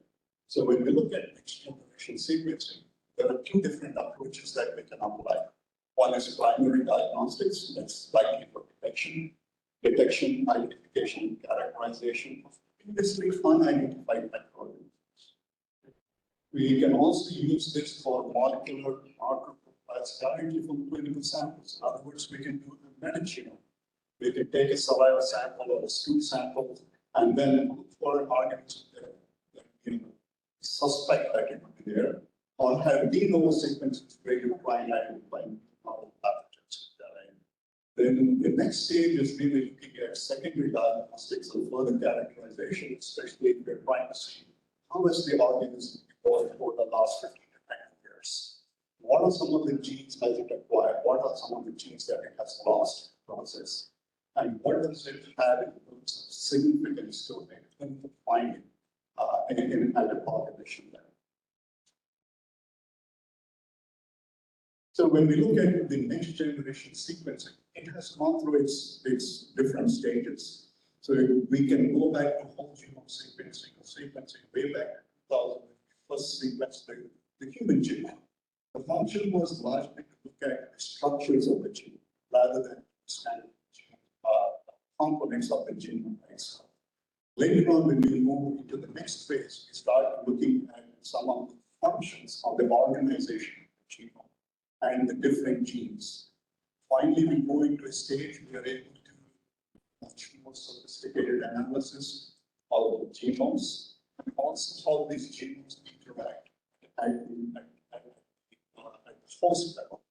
And finally, we have come to a stage where we can do genomics and understand the host and the pathogen dynamics at the same time. So that's where we are coming to is, that's one of the most exciting part of the science and how the pathogen behaves.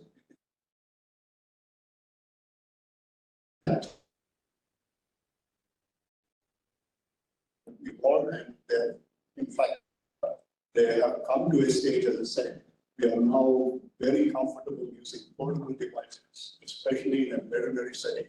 If I have to go on a farm, a widget has to go on a farm, and he is doing troubleshooting on the farm, it's very easy for us to utilize all this. So that's the one which I would like to focus on is the new technologies. These are small assets. So overall, this is how the whole genome sequence. Take your sample, be a culture plate or maybe a sample. We do the extraction. We then do the PCRs, direct PCR or non-direct PCRs. Then we apply tags, what we call as recognition tags, and then send it to a sequencer. And once we get the raw data, we work on a backbone of a known organism. And then finally utilize this in order to understand the different aspects of the genome and how it's affecting the bigger picture. So when we look at the next generation sequencing at an individual level, say for example, there's a patient that is undergoing constantly the same infection over and over. What will whole genome sequence tell us? It will tell us how potentially the ruling is this organism. And more importantly, it will allow the physician to make a clinical diagnosis or clinical interpretation as to how to use it. For example, if it is resistant to a certain set of antimicrobials, we will be able to go back and say, although we are not phenotypically look for other types, we should be able to ask what are the other potential antimicrobials that we may be able to use. Another is the virulence factors. Can we go and look at some of these factors? Say, what should be our secondary mode of treatment when these issues? And when we look at the population level, it's doing comparative genomics. If I look at Staphylococcus aureus isolated from cows with mastitis from 20 different places all over the world, whole genome sequencing will allow us to say how different they are, how similar they are. How are they transmitted? What is the likely pathways of transmission of these Staph aureus? Typically take place. How do they persist in a given environment on a daily farm within a cow and within a dairy farm? So these are some of the information that we can extract by applying whole genome sequencing. And finally, the last part, what we call as research.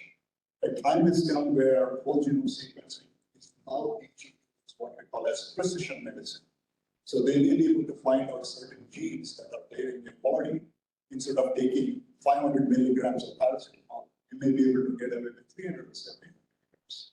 So these are some of the types of knowledge that we are generating through the use of workshops. So here is an example. This is a MI that we use.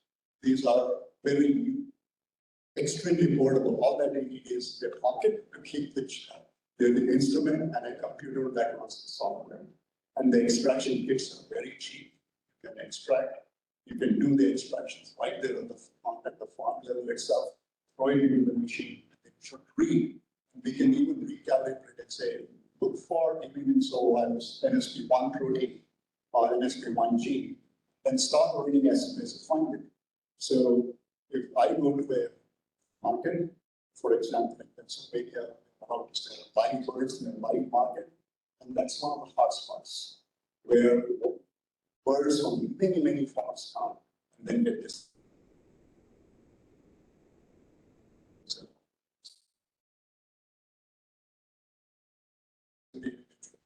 live bird market, I can use the inline technology up there. And in a matter of hour and a half, I can either say this place is quarantined, or I can release this flock of birds to be sold.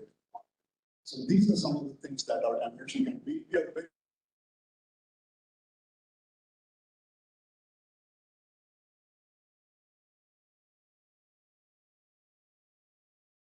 published in Science report, where we were able to look at lessons of COVID-19 in deer populations, deer populations in New York.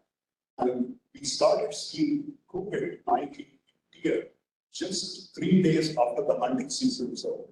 So we could kind of create a linkage and say, these were most likely originating from hunters who were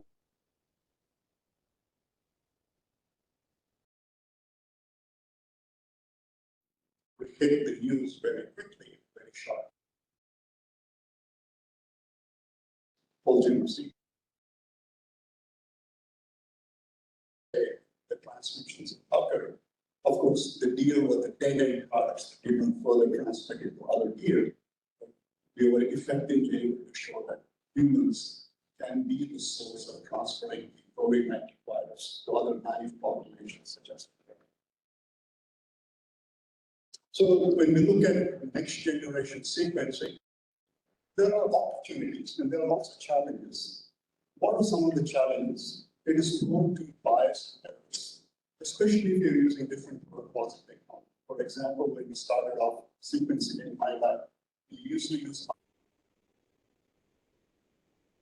the quality of the reads were not so great, and we had to use other additional methods in order to complete the genome. So we gave our line client and bought a kilometer-based system, which is the most popular in the US. And then we started finding that our reads did not go much.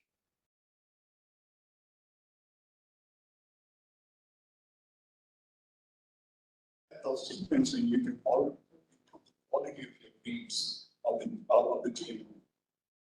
Next.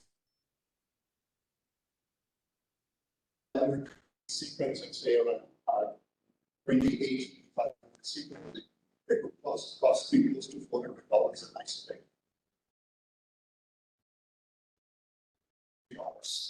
And more importantly, the technology, all of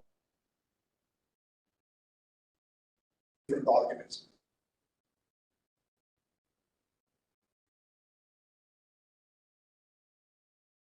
About this point is the validation guidelines.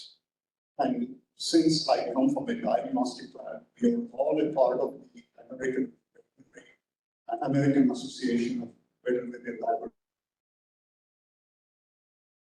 So AUVLD does our accreditation once in a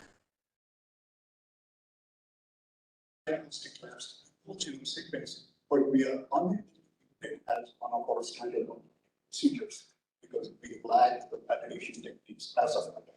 So we're working towards it. So hopefully in a year or so, it should be. So let's move on to the last aspect, which I would like to talk about today, is what we call as digital epidemiology. In other words, it's called as syndromic surveillance. is an example of. So in order to encompass the word syndromic, it's nothing else but ongoing systematic collection, analysis, interpretation, and application of real-time indicators. So the word is you're collecting data in real time. Okay? That allows us to detect even before the public health authorities would otherwise identify. So let me walk through an example here. Say, how do you identify a gastroenteric syndrome surveillance process? Okay? So it's a cluster of observations that you take. How do we do this? What we do is we set up a syndromic surveillance group that has the tools and the training in order to conduct this form of surveillance. And what does this group do? This group collects on a daily basis, virtually on a daily basis, records from grocery stores telling how many food supplies have been sold, what watermelons have been sold, what meat has been sold. Pharmacies, whether they have seen a growing increase of antidiarrheals being sold on the counter. As the ER seen over in excess of admissions because of gastroenteric cases. We also see school absenteeism. Our children not going to school because of a disease outbreak. So lowering of the absenteeism is a very good part of our needs also for workplaces. And finally, we incorporate the internet, or what we call as the chatter on the internet, through Facebook or Instagram, as to what people are exchanging messages over a period of time. The best way I can calibrate this is we take these sources. Collection देख उसके 300 के आसपास है उसका और वो पता नहीं मैंने अरे फिर भी कमा लेके पैसा उसको तो इतना तो दिमाग लगा लेते हैं कई बार क्या करते हैं I think that was a nice deviation. Okay. So in terms of pharmacies, the sale of antidiarrheals, ER visits, absenteeism from school and workplace, and more importantly, China, as it relates to say, hey, I'm having diarrhea, or you're Googling and say, what is the best antidiarrheal that I can buy on the market counter? So the group that does syndromic surveillance collects this data in real time. All of this information then results in identifying an outbreak much earlier than we would have done. So it gives us, in other words, a lead time anywhere between 3 to 4 days before we could actually declare the outbreak. So these are some of the advantages of using syndromic surveillance. Yes, it's not perfect, because if you set the upper and lower limits not properly, it may give you a lot of false alarms.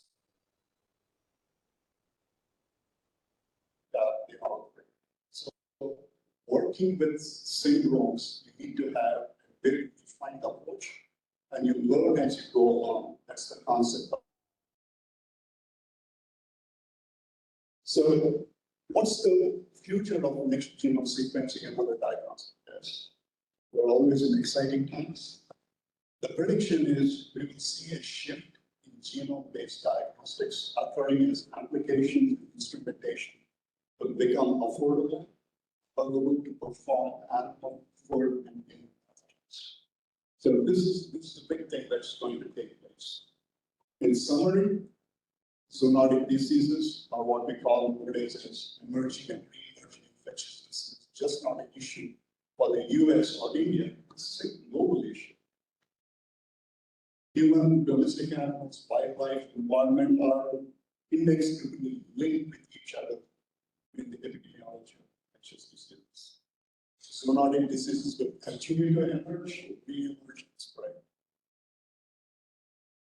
Human-induced environmental changes, interspecies contacts, alter social conditions, demographic, medical technology, and microbes and affect the microbes' opportunities.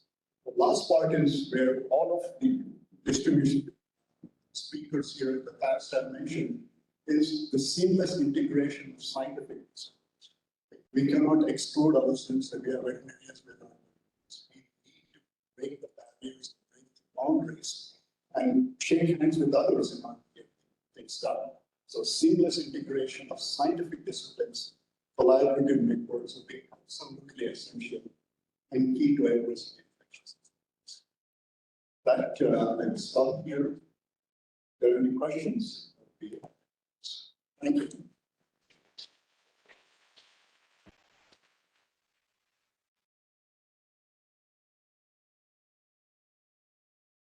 Any questions from the students?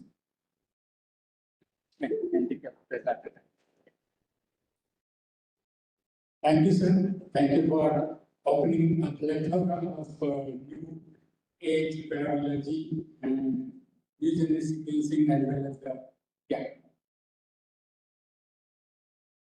Sure, sir. Yes, sir. User sequencing biotherapeutics in this particular area. Now moving on, we all have heard him just before.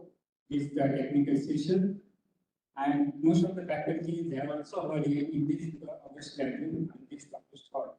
And now we request Administrator Dr. Emil Madal to kindly deliver his speech on this occasion. It's requested by the chairman sir to kindly stick to the time. Thank you.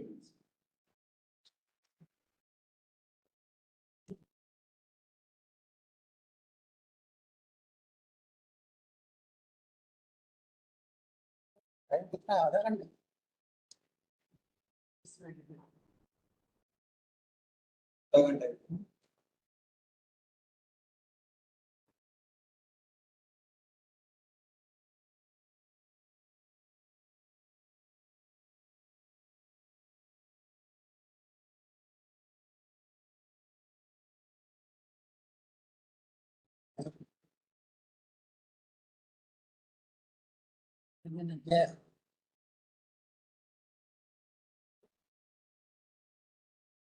इसको focus करो ना sir लेकिन ये इसको share करना है इसलिए मैं देख रहा हूँ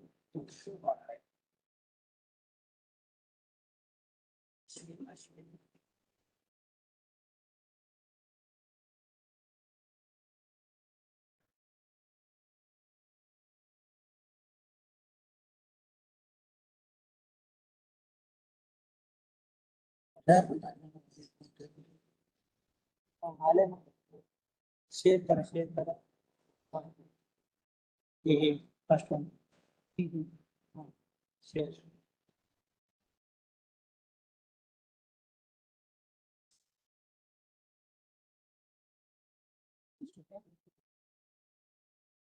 How do you move the slide? Slide को move करना है यहीं से करेंगे हाँ ये नहीं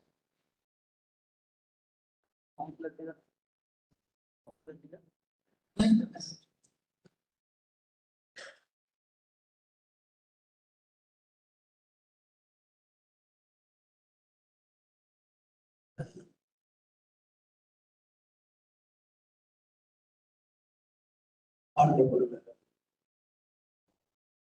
dignitaries, speakers, dear friends.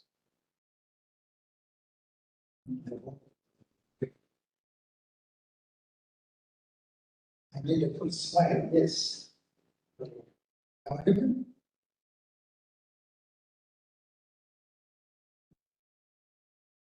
Bombay Veterinary College, which is part of the scheduled to be celebrated this month.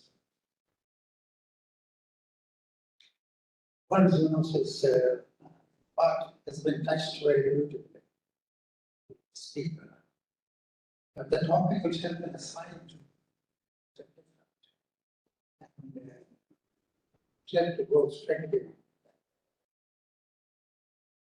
I mean, most of that I should be talking about the biotechnology, which I had associated with. And the structuring of this lecture, which I am doing here, is an agenda for knowledge shared. So that when you want to share knowledge, you have to go at a fast pace. So the next half an hour, we'll be riding express train so that we go at a fast speed, to say what we are taught to say, that the knowledge shared. First, biotechnology, challenges, and risk.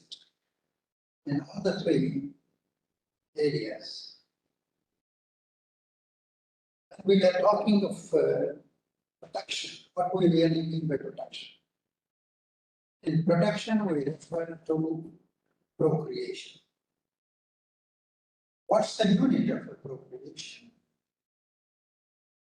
Procreation will mean that when we say of production, we have to find out about reproduction. So production, there is no production. And to that, we need that we have to go towards the fertility, and in that fertility, we have to talk about the gametes. Gametes are the one critical for fertility. And therefore, when we are having reproductive function, we are talking of the optimum functioning of the whole system. And that's what we talk as the process of procreation. And we all understand that this procreation has gone through a process of evolution. If you remember that what, or I must have read, that over the years, that it is about millions of years, 70,000 years, when we are now talking about the reproductive systems. Earlier on that we talked about the chicks being born, talked the atom being born, then we talked about the biology going on. So all those processes which have come up, that finally we landed over in the system where we are talking about the evolution system, which has brought into what we say the development of organ systems. And there are these types of organs which are very critical for reproduction, which we call the gametes, or the sex cells. So these sex cells have come from where? They come from the glands, which were also evolutionary. I'm not going over into that. As a matter of fact, one of the most fascinating things to learn about and know about is that how these gametes or the gonads have evolved in the process of evolution. But my concern is the foundation of the procreation. And the foundation comes out that when he meets she, that's what we say is the procreation. And this he and she is symbolically referred by the egg and the sperm in my presentation. And this is a symbolic picture of the two together, the egg and the sperm.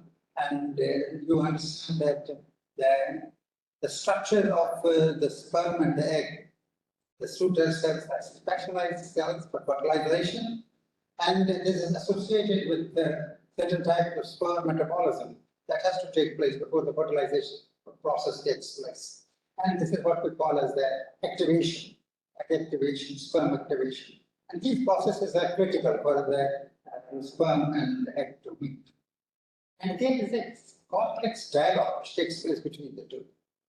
And this dialogue, which is now being overheard. Earlier we were not knowing what is the dialogue going on. It's now the dialogue is overheard, which is like say just the sperm and the sperm says to the egg, so that they have mutually come to an agreement where the entry is finding sperm is finding. As a matter of fact, that when we go over in this process and say that what are we really talking about? Why are we concerned about the action? It is a start of a journey to which probably I have won myself. Reaching in the early 90s, 59, 60, and I graduated from the veterinary college. At the time, I seen that there were these huge herds from one side to the other side. All these animals were supposed to be the infertile. In my home state, that we didn't find any of the infertile animals. The environment was good, weather was good. But when we came to the plains, when I came to a place like Assam, where it was all deserted, all sand, then we'll see these flocks of animals passing through Assam. And most of them, they were saying to the infertile. It is at that point of time which hit my mind that why are they? what is that it is in these animals? So the thought was germinated in here, and then it continued with me over years, over decades. And that's where I continue, and I'm still on that. That what is it that this type of fertility is? So I went over to the process that this is actually the effect of environment. One environment, they're doing well, another environment, they're not doing well. I also thought that this gland, which is influencing on the reproduction, this provided me an impetus to go on a pilgrimage. So that's how that I went on a pilgrimage, but understanding. And this was helped by the vision which came to us where we find that the animals were commensurate with the human population. The animals will sit on a tree, the human population will sit on a tree. They will enjoy the shade of the tree. And that's how this system. And when they did not have this type of opportunity, the animals did not behave well. And we will see that if we picturize them in terms of their first estrus, in terms of their fertility first estrus, we found that in the months of summer, suddenly the animals did not settle to the estrus. They did not show expression of estrus. There was no fertility in this, that the fertility was low. So we had this relationship. So this relationship germinated in me to find out that what is it all about. I found that probably this is because the animals are not ovulating well. So the first study in the country which we did about was ovulation. What's the ovulation time of these animals? Is it ovulation time? If we had no information available of the country at that time. The only publication which was that was by Cassidy Lee, way back in, so that was a publication which was in 1956. So I could see only that. I made this first publication and I sent it to the author to the field. The actual comments were that why is there evidence? You have not quoted any evidence.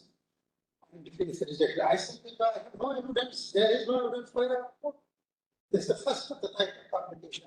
And what we actually did was, this was different than we guessed, that there were methods they would use periodically every 3 hours, softer than animals, and find out for themselves that whether the ovulation is taking place or not. How long has the ovulation taken place? But I had a different method, truly calculated the animals, because I could not sort them. Calculated the animals every 3 hours and then found out whether the ovulation has taken place. And on the back of the data was generated. And that data generated themselves in finding out the ovulation time. And it was the first evidence that we showed that in summer about 14% of the cycles were ovulatory and 22% ejaculation. So that is the first indication I got that this is the way that this is the summer effect. So what next? So why does this happen? When we thought of why does this happen, this took me out of the book. At that time, if you remember, it was very difficult to write a letter. It used to take a month for the letter from India to go to the United States and then give the back a reply from them. After all the places in the world, there is only one place, which is the University of Missouri in Columbia, which had a climatic chamber. That's a room of this size, several of them together. Every room has got partitions, and each partition has got its own climatic systems. And you can remotely control climate in each one of those. And so that I wrote to them that I'm interested in this type of work to find out what sponsors that. It was fortunate that I could get an entry into that place. My university objected to that. They said that no, we're sending you to this university, you have to go there. I said that I have to be there. I need to be there and when the professor there, I think, the great professor, Dr. Johnson, came to know about it. He said, you don't worry about the university, I have the coordinators you got. Because they found out this project was very exciting. So I found myself going over into the States, and that was in 1968. And worked in this climatic chamber in the University of Missouri. This University of Missouri is symbolized by these columns because the University of Columbia was one word. These columns remain So this column still stand. That's why it is called the column of the universe. But this environmental physiology center is a unique center. Where the animals and the human beings work in the air. But we used to have the monkeys also from the NASA, National Space Administration. Yeah. They had the bucket centrifuge. They will put the bucket centrifuge move at high speed, it will go out of the gravity and the climate will come. So the climate change will take place and then the climate measurement will. So we were always afraid that one of these days they might ask us also to get into that into the basket in order that they will find out us also how they are responding. A group of animals, about 44 animals, at which I had to prepare, synchronize them and get them to the chamber. Continuously working for a year's time and find out that when we raise the temperature, what happens. Very interesting things happened. I will not tell you the long story. I will make it short. The two things which happened that the animal's feed intake came down and the luteinizing hormone, it also showed that the peak of the luteinizing hormone. The animals were remotely, remotely blood samples were drawn. The animal did not know that the blood samples had been drawn. We had to face an interview, they were in catheters. And then without anyone knowing blood was drawn from catheters. And it was also a very difficult job to get those catheters in. And then continuously every 10 minutes the blood sample. And so those blood samples had to be analyzed. Then when blood 12 animals, about 6, and that over for 6 months time, continuously. And so that we could then measure, at that time we did not have quantitation of these hormones. Quantitation was done in micrograms per ml. So a new assay system was developed, which is called the radioimmunoassay. The first of the publications came in those days by Vigilate, Miss Vendor. And I went over to their laboratory in Michigan and learned from them that how much should we use this. So we did the first hormone radioimmunoassay, which is reported here in this publication. A publication which came up with subsequently. This is a landmark application showing the direct effect of heat stress on the reproductive hormone. But this got proved. The fact that the reproductive hormones change as a result of direct heat stress. So reproductive hormones, I cashed on was luteinizing hormone, which is the ovulating hormone, because I had earlier done work on ovulation. I was working on ovulation itself. I continued on ovulation, I did on FSH, then steroids. And some other students joined in my program. I need to say just a word about it, and that too also very quickly. That when this program, I went over in there, when I wrote this program at my graduate committee, they refused. They said, we cannot do this program. The committee wrote that this program is so comprehensive that it will take Mr. Madan about 10 years to complete this program. So it is not allowed. I was greatly disappointed. I completed this program, my proposal is accepted, but the committee doesn't accept it. So they said that you take some other program. My colleagues and the Netherlands, they said that if you have come here for 10 years, 11 years to do your PhD, you do it. If you want to do PhD, join some program and it will be quick. But I have this program that I have to do this thing. This is why I'm taking the young students. That I had this thing in mind, I have to do this, nothing else. So I worked on this. Fortunately, that when the committee refused it, disappointed me. Every day, Friday, there used to be a program on the TV those days. Every student, every individual, every home will go and sit in front of the TV. TV never used to be the same as it is today. It used to be one simple box, and people will sit in front of the box. It was not the TV is everywhere. And this program was called Mission Impossible. In this program, Mission Impossible, they used to set up a mission. It used to be called Mission Impossible, that the hero would be successful in achieving that mission. It used to be a thorough program from one generation, old generation. So everyone used to sit. This thing struck me. This is a program, Mission Impossible. Everything he achieves it. Put on a piece of paper and address to my boss. And I, sir, you are saying that your program is not possible. This is this program every पहले कोई charge लेने को तैयार नहीं, मैं कोई CV का charge ले, in spite of the अगर fact कोई अस्पताल का चार्ज program ले रहा is impossible. हाँ लेते सर, कोई दिक्कत नहीं, कोई दिक्कत थोड़ी है, सब चलता है। पहले ये चार्ज लेके Why does it say so? What is आप जो पुछिया पकड़ रहे हैं ना, तो पापा का सही रहता है हिसाब किताब। हम हंसी मजाक कर रहे थे पुणे में कि आप में हो सकता है कि मान लीजिए कि उसमें आ जाए डीपीसी में, तो बस 20 दिन के इंतजार क्लियर हो जाएगी। साहब तो हर बार कहते हैं तुम्हारा हो जाएगा टैक्स, तुम इधर उधर मत फंसो, इसलिए तुम्हें यहाँ चार्ज नहीं नाम दे रहे हैं। हम तो साहब से कहे कि हमारा वही आप नवाबगंज देखे रहिए चल stop के। it, huh?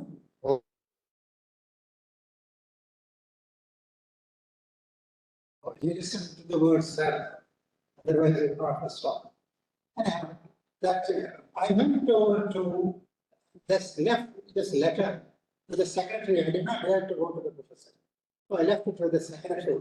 The secretary that very evening got to my residence and message saying that those days phones were all off.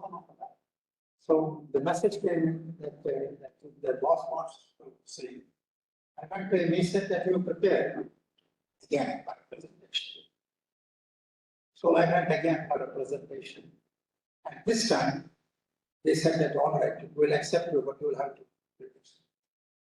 So what I'm trying to convey to you, that whatever may be the odds, if you are convinced of what you have wanted to do, stick to it. And once you stick to it, that means you have a commitment. And that's how I ended on to this environmental physiology. And then I did this program and completed with this whole thing in 2 years, 11 months, 8 days, the whole program. And then very successfully so, because I could find out answers to what was I interested in. So that is, as far as this at that time is concerned. Not only did I do this, but it also helped me in doing several other hormones, about which I could see that how the stress affects the changes of the body hormone, how the body responses change over in there. Getting over into this, after I came back over to this, I continued with these investigations. But to do these investigations in India, as a matter of fact, after my graduate studies, that I was straightway taken to the University of California to the Dr. Nichols lab. He just smuggled me out, told my boss I'm taking him. And lo and behold, I am in there, and the gentleman came from Assad by the name of Fletcher, and he said that no, I won't. So this was a great struggle. He said that I can give you anything except for salary, which will be $700. I was drawing about $2,000.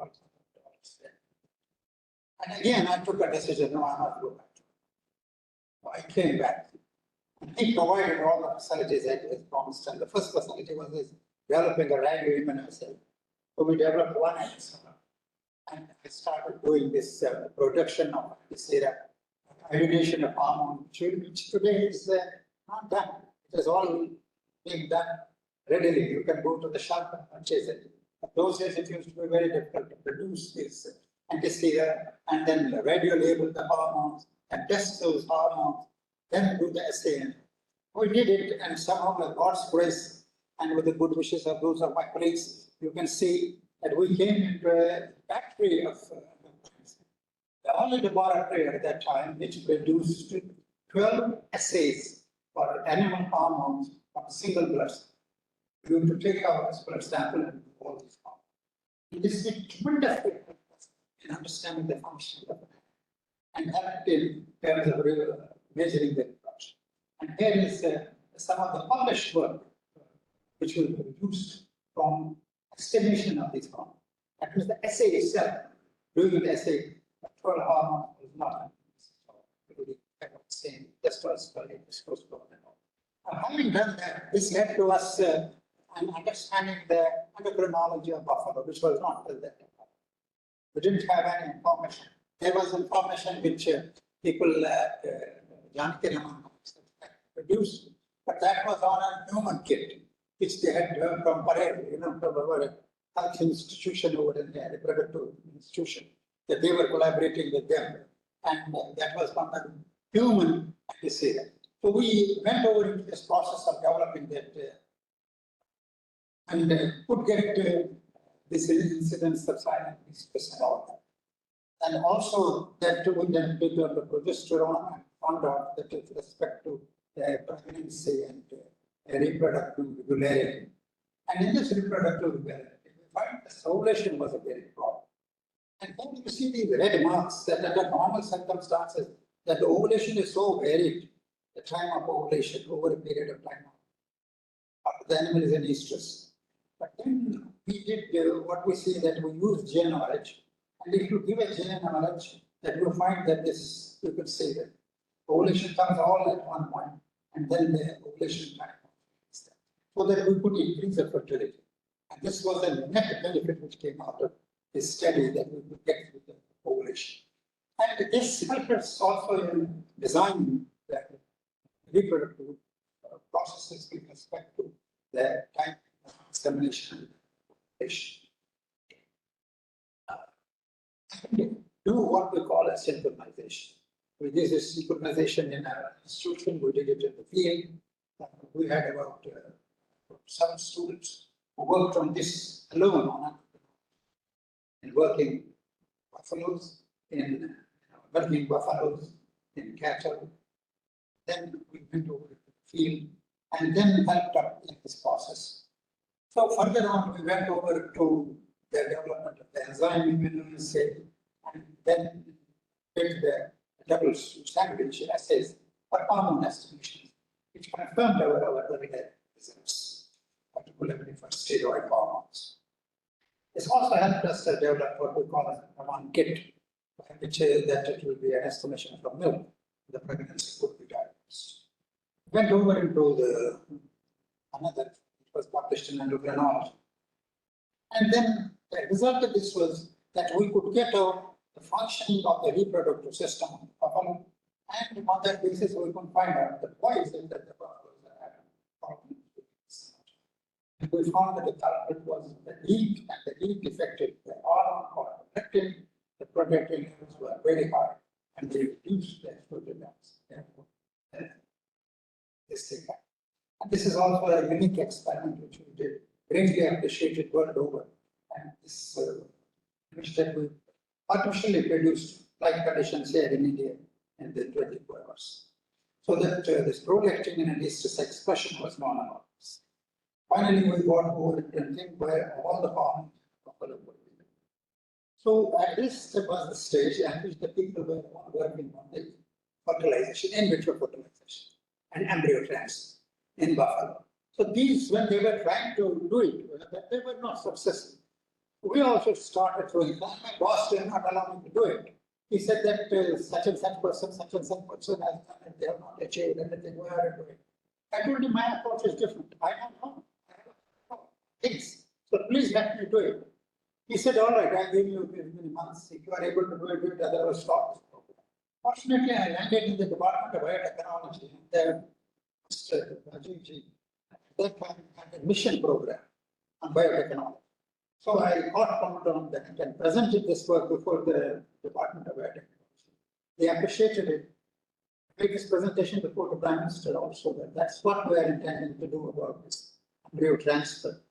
And this was appreciated. The Sandy DB, Dr. Kurup was with me, the Secretary DBT was with me. And as a young person, I went and presented this thing that he was appreciative of it. He said, how long it will take you? I said, I didn't know how long it would take me, but at least I will be attempting, and by January, this was the month of January, I said that by January next year, we hope that we will have something. And we produced this success in terms of the embryo transfer. And our success was in several areas in this.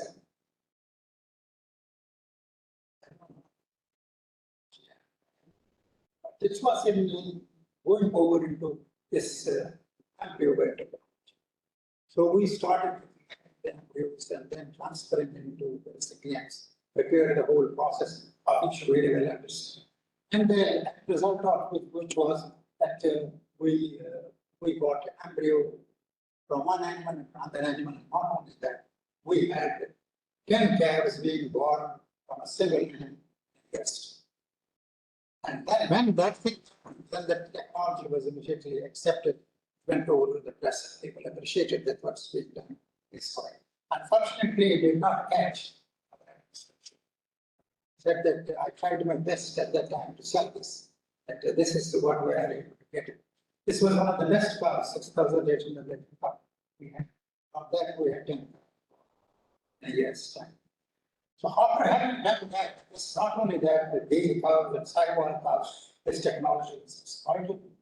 It went over then to the next stage. So once we achieved it, then we said that why not go with the IDF?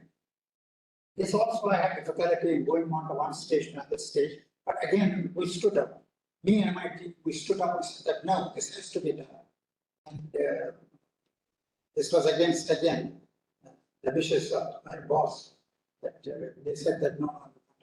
As I said, we are continuing already with this, let me go a little still further. And so we went over this idea.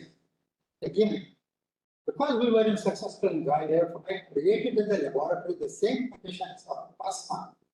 The hormone levels in plasma as they are in the circulating blood, because we knew what is the circulating levels. So that helped us in achieving it, something which had not been achieved in the world till that. People in other laboratories in India had also worked. So once we clicked it, that we had an IDF, we had a fertilization. So this process of maturation, fertilization, transfer resulted into the birth of the world's first. So this made the technology to go further, the biotechnology to go further. This was a big milestone in terms of the reproductive biotechnology. And this we then carry further, in terms of, and when we say that breeding, so far what we were talking of, we were selecting animals, and from there selecting animals that we were producing, selecting the genotype, producing the phenotype. Now it was this step which turned us around. We could go now from a phenotype, from a genotype to a phenotype. So this thing, this advancement in technology, whether this is a human being, this is an animal, in between is a different story. Okay. So this endocrine manipulation, ovarian stimulation, embryo transfer program came in a big way. So we had different centers. Fortunately, by this time I shifted over to Delhi, I had occasion to be giving this program to several veterinary. And once we had this idea of technology in place, it took almost about 20 years now, almost nearly 16 years, for this technology to be really sold from what were results we had to the results of the field. Now the government of India has taken up this program about 800 crores to spend on. And now this program is full over. Today, we are having Government of India Gopala program, under which the IVF program center is being set up here also. Centers are supporting in which these embryo pickup, then IVF and embryo transfer program. And this is just a picture of it where 24,000 embryos still and 7 and so on. But the question came up, this over pickup was in actual. Yeah, in this way helped us to put the spark in the can. The young animal at about 6 days or 5 days of life, we took it and put it in a can. So that the life was in the can. So we could put this life in the can, and being in the can means that we can revive them after 8 years. And not only this animal, that which has been learned, but very interestingly, we found over a process in which that we could take out this animal, a cell from that animal, and also multiply it.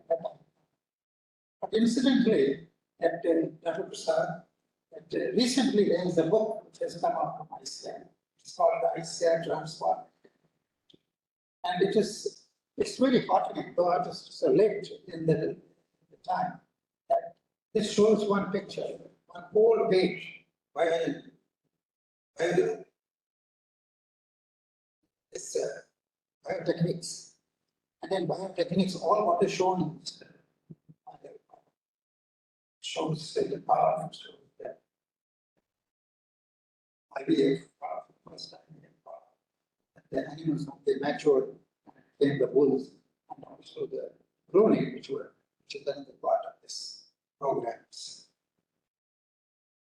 I need to go a little along this genomic aspect of it that we're not genome involved on it involved in this genome work. It is that we are not taking the cells, embryonic cells, not the embryo, but the embryonic cells. We take the embryonic cell, produce a young one. And that's most exciting.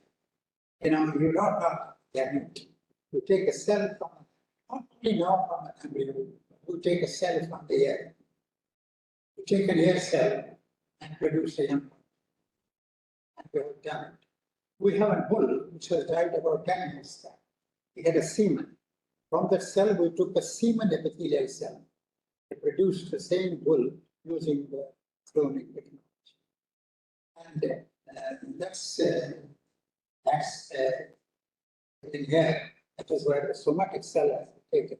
And again, and today, for example, clone, we have a colony of clones. These are about 10 clones which have been born in over after this one animal. They are all the same animal. Now, there are other techniques which have come out very handy, and that is we call it the gene handling. We have what the gene editing programs, and through this, having the productivity from these animals.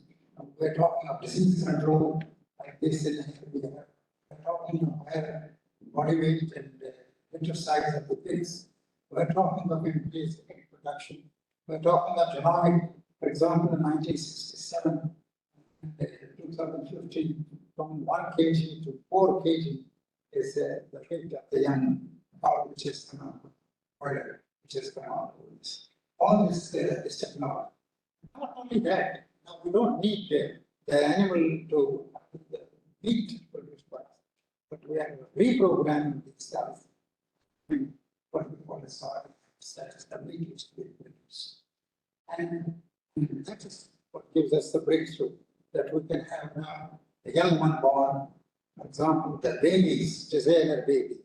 Now you can see that it needs a blue eyes, it needs this much of height, see this much of shoulders, because these types of things are already imprinted with the semen, and so you produce the designer babies. And babies in days to come. Now, this is not only it's a male, but the female sperm, and also, but the male sperms have also got a long tail to complete. They have their own partners, sperms. Sperm is also coming under a crisis. I don't want to go into the crisis, but I need to say that there is a crisis. And these crises brings up to another situation where we have what? Given time, we say that either we want to enhance our birth or we don't. The choice is no longer. But performance, that is what we all say. Physiology means improving the performance, running performance. And all this time we talk about production is enhancing the performance. And this is what it will be in 2045. So we will have this non-biotech applications. Procreation, sexual maturity will no longer be through the these gametic cells will have somatic cells. Whether that will be fantastic is to be seen. What we have in this process. But today we don't need the sperm. These days that there's the sperm there. Mayado is the type expected which he says. And he says that मेरी क्या जरूरत है मैं याद न रखूं ज़माना है ऐसा तुम रहे. So the sperm and egg are in contact. This gets us to where the biotechnology takes us to the time stories today. It's all flowers. It's good, but how we are able to reach this is interesting. Basically, is an artist in Australia. He has tried to picturize that how the future will be for us. And this version, that how we will be like. We will be embraced to each other, but this will be what we reach a stage where the lifespan will not be a limit for us to live.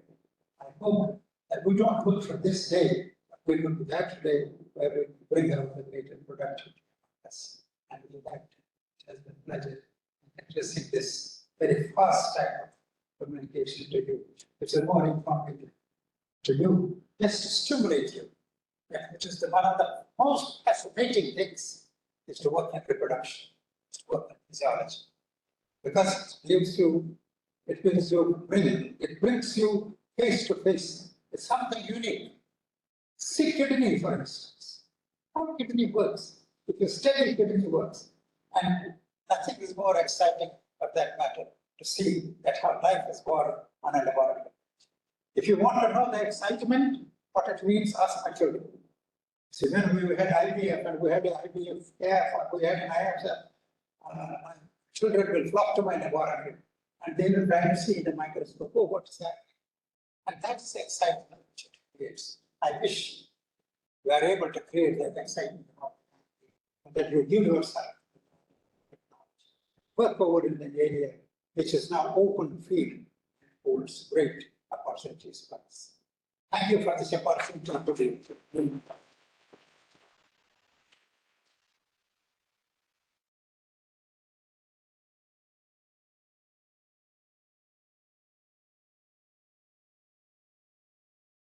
Thank you very much, sir, for taking us to the entire journey of the biotechnology, maybe from my work till the today's age.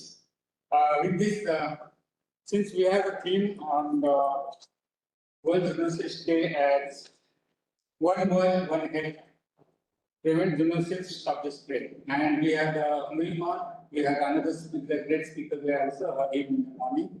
So I invite our former Vice Chancellor, C.S. Prasad sir, to enlighten us.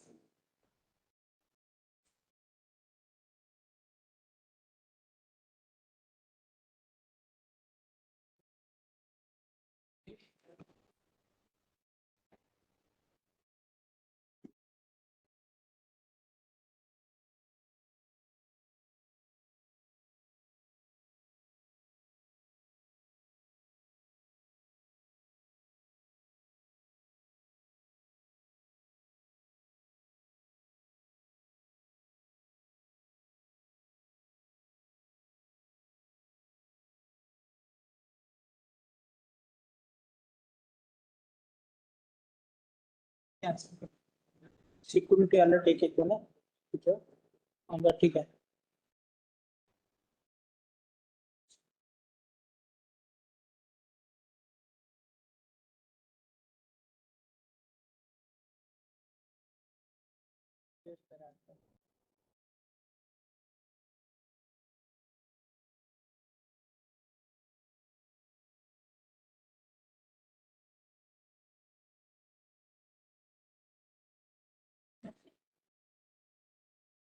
Yeah.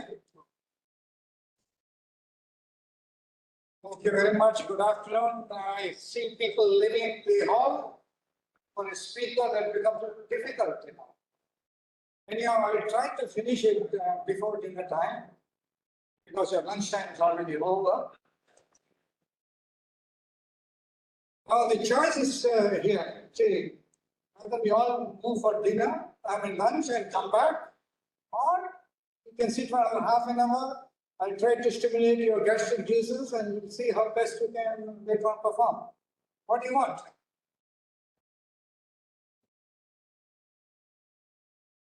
Continue? Continue, okay.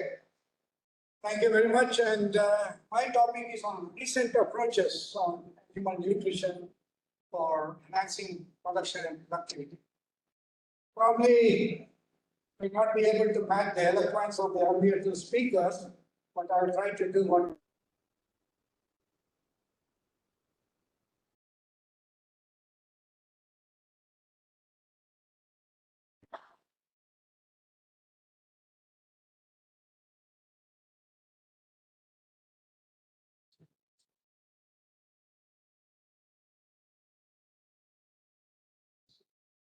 Concentrate on that. Okay, the overview of my presentation will be on the feed resource and the feed management. Precision feeding. Today, all your earlier studies on feeding is completely now different because we are looking into more detailed needs of the animals. And then the most in thing today is on the nutrigenomics and the nutri-epigenetics. This is a new thing which is coming up, which gives a scope to understand the nutrition and physiology of animals with respect to climate change. Dr. Madan sir was talking about heat stress, what to feed, how much to feed, how to feed. And the gut and the digestive physiology and climate resilient feeding, which is very important. Now, animal nutrition research, as you all know, it will provide us an understanding, fundamental knowledge about how nutritional processes enhance growth, production, reproductive efficiency, immunity, and so on. And the core areas which you people have to look into is the feed technology, the digestive processes, and the nutrients and their metabolism in terms of their requirements. Sensing of nutrients, we have never thought of how much of the nutrients flow through for the mammary glands for milk production. The partitioning of nutrients are not being really worked on. This is where youngsters like you should look into that. And then the interaction between the nutrients and the gene, which is a very, very important area, which I will be talking to you later, and the mechanistic modeling.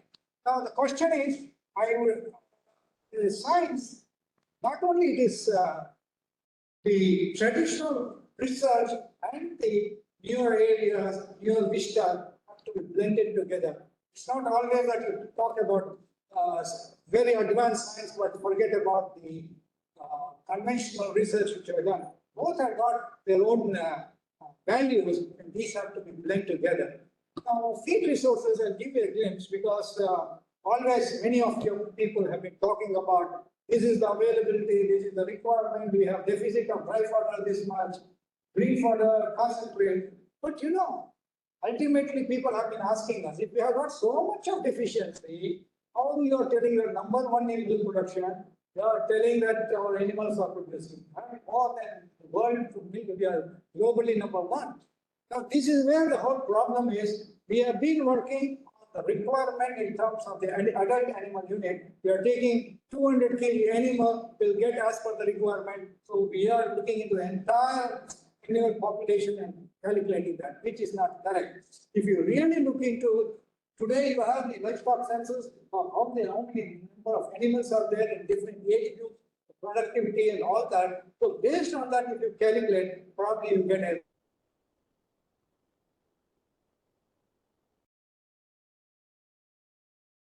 availability, increase the feed basket. There is no other way. No doubt we are having deficiency of feed resources because we are competing on the same land for the animal feed as well as the human food. So there is no feed crop. So we are about 140 plus or minus 10 hectares. How we should do it? Now we are looking to newer feed resources, value addition of some of the byproducts, and then we have got some technologies which you have seen, which you might have heard about for hydroponics, and then the ration balancing approach, and the strategic limitation, supplementation of the limiting nutrients. This is very important. Today we have achieved this in poultry, but this is the same thing which has to come up in livestock too, and resource-based region-specific feeding modules.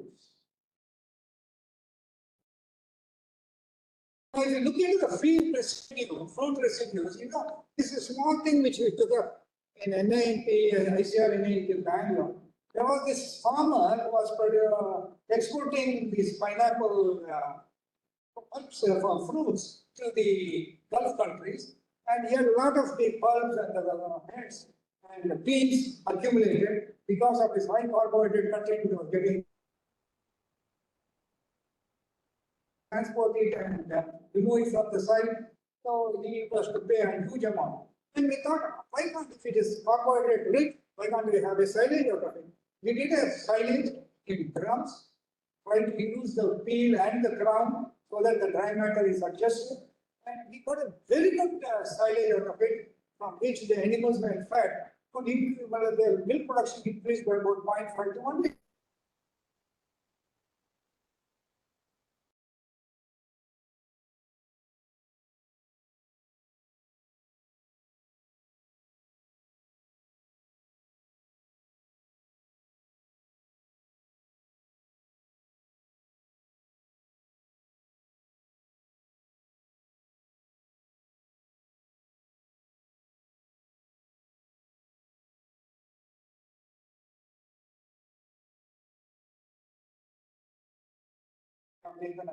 What I'm telling you is a simple technology, it's not high-fi technology, but can work if you have the way to how to go about it. So this is very important when you look into, and this has, because that place, there was no other things to feed to the animals. There were only areca sheep and all, so it was very difficult. Now, hydroponic, as you all know,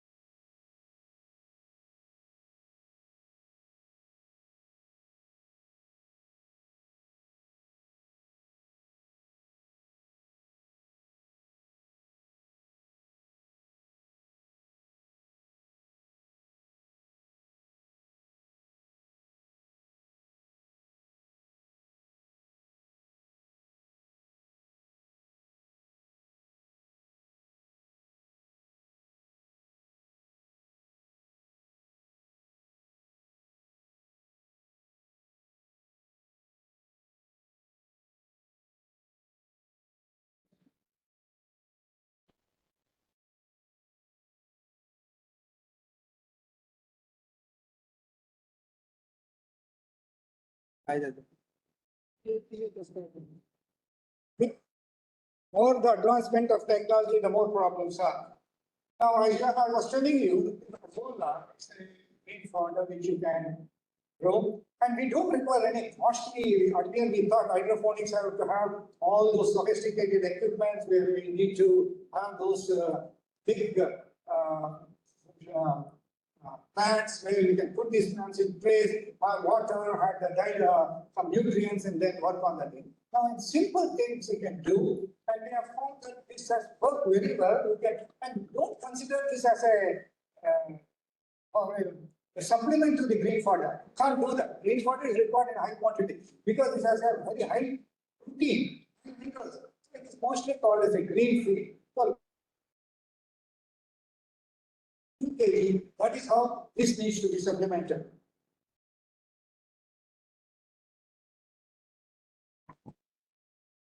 Now, let me come to precision feeding.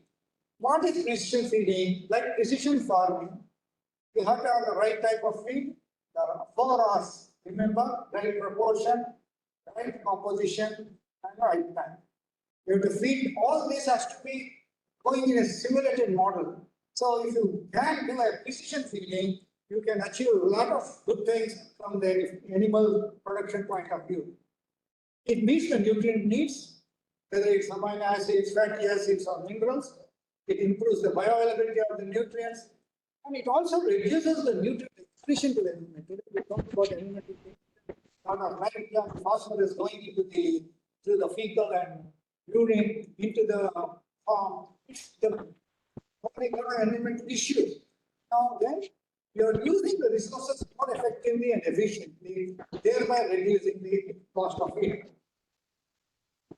Now, we were all most of you know about bypass protein, but today we are not talking about bypass protein at all. Today we talk about amino acids. We talk about protein, we talked about TDN doses, DCP and TDN were the things. Then we said crude protein and energy. Then we said human bypass protein. Today the time has come when we are looking into the human bypass amino acids, which is the limiting amino acids like glycine, methionine, and histidine. If we can provide that, we can reduce the cost of the protein if you with soybean or groundnut, and you can achieve the same targeted growth rate of production. So what is important is the specific amino acid, the specific fatty acid, or specific mineral which needs to go in. Similarly, the bypass fatty acids. Oh, we say it contains some fat, groundnut cake, the oil content is there, so it is sufficient. No. You need to give those essential fatty acids, linoleic, and arachidonic, which are very, very important for the milk fat synthesis and the production. If you can give them in the most bioavailable form, see what happens in the rumen, most of the proteins are degraded, and these amino acids are some of the proteins which are highly degraded. You have to protect them. When you protect them, then these amino acids are available at the lower plant, where the animals can assimilate and the production is enhanced. This is the concept that you people, when you are working in your future research, you are looking. I'll give you a small example. In one of the villages, we found that the animals were not producing enough because there was energy. We looked into their feeding profile, they found it was energy deficient. So we said, let us add a little bit of energy supplement like maize, which has got about 80% of protein. So we included about 500 grams of maize and tried to reduce on protein. And the jump in the milk production, lowering in the cost of milk production, and the total cost farmer got, it was very beneficial. So this is called as the strategic supplementation, or just skewing the nutrient needs of the animal by trying to address each of the particular nutrient which is deficient and providing that particular nutrient. Now coming to limiting micronutrients. When I was ADG, I started this project. There was a lot of criticism, and I said we should have an area-specific mineral mixture for the entire country. We should map the mineral status of the soil, plant, animals, and look into which of the animals which are deficient in different agroclimatic zones. People said, is it possible for a country like India? I said, let us do it. We have 18 centers. Bombay Veterinary College, Dr. Kank was also one of the project coordinators for this. We worked on this. Today, 10 centers are producing area-specific mineral mixture, and those are only calcium, phosphorus, copper, zinc, in some places manganese. There is no iron required because it's available in surplus. So you need not have to supplement iron. You need not have to supplement magnesium in all the areas. Thereby, you are reducing the cost of the mineral supplement. And today, if you ask the farmers, when we did a survey, the number of farmers who are using mineral supplements is hardly about 7 to 8%. Today, it is about 21% of the farmers are using the mineral mixture because they have found that it helps the reproductive efficiency. We were always thinking that it increases milk production. No, two things we didn't tell them right was it increases reproductive efficiency and increases the immunity of the animal. And this is where it works so well. Keeping that in mind, we also looked into challenging methods. Now, this is the time when we have to look into, like we saw, the bypass protein, the bypass amino acid, the bypass fatty acids, the bypass minerals. Now, these minerals, when they combine with amino acids like methionine or cysteine, they form a complex ligand which passes through the intestine without being broken down. So you have an amino acid, you have a mineral, both are coming out, which is beneficial to the animal. This is particularly required when there is not the production levels are beyond 15 kg per animal, and also the animal is under stress. Many times we talk about heat stress. Let me honestly tell you, it's not the heat stress which is affecting, it is the oxidative stress. So you have to look into how best you can reduce the oxidative stress using antioxidants. You flush the animal with selenium, it will automatically reduce the heat stress in the animal. Now today we have all been looking into blood levels of, yes, this is what the zinc deficiency, copper deficiency, the mineral in the blood is so and so. No more. Because it's a homeostasis in the animal. Even if the animal is low in calcium or copper or zinc, the blood levels should show the normal levels because of the homeostasis.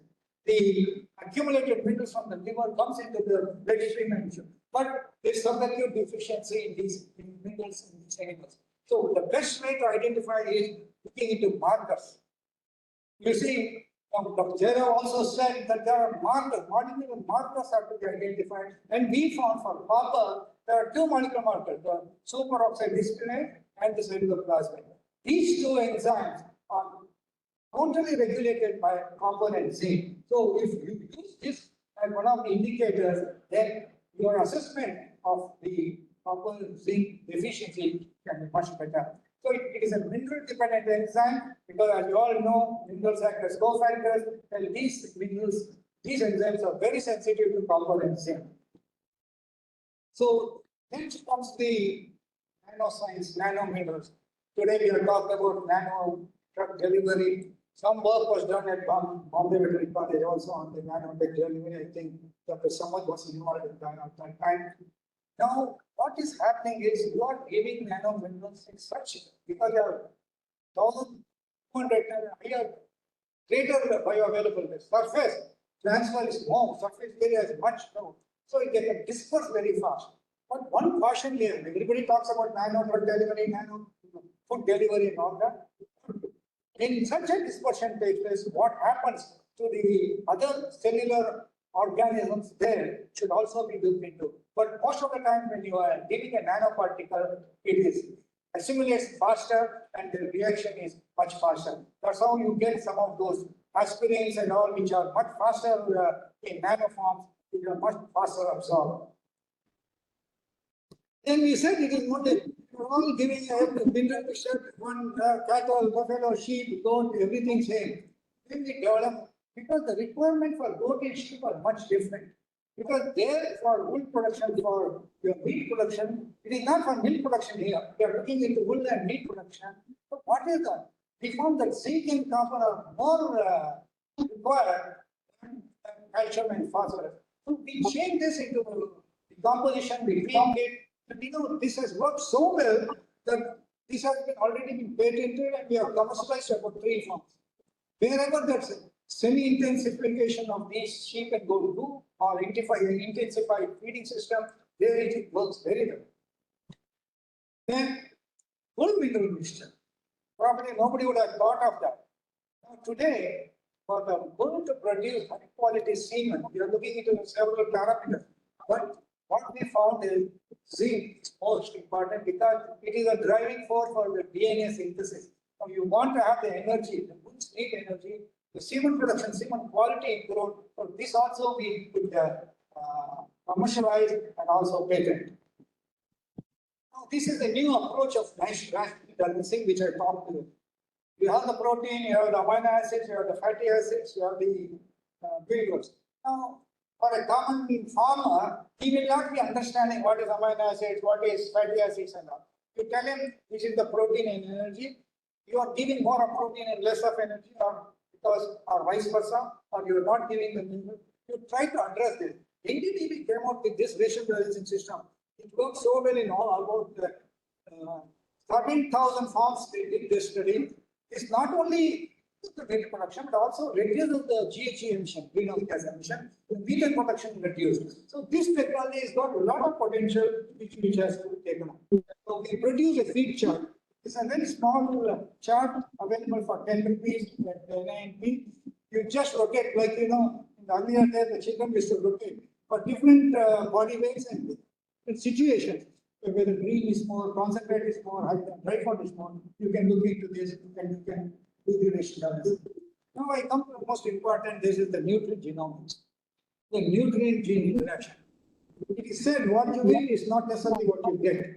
And what you get is not necessarily what you want. What you want means your body wants. So there's a lot of work on nutrient gene and environment interaction. We found one study, you know, what happened.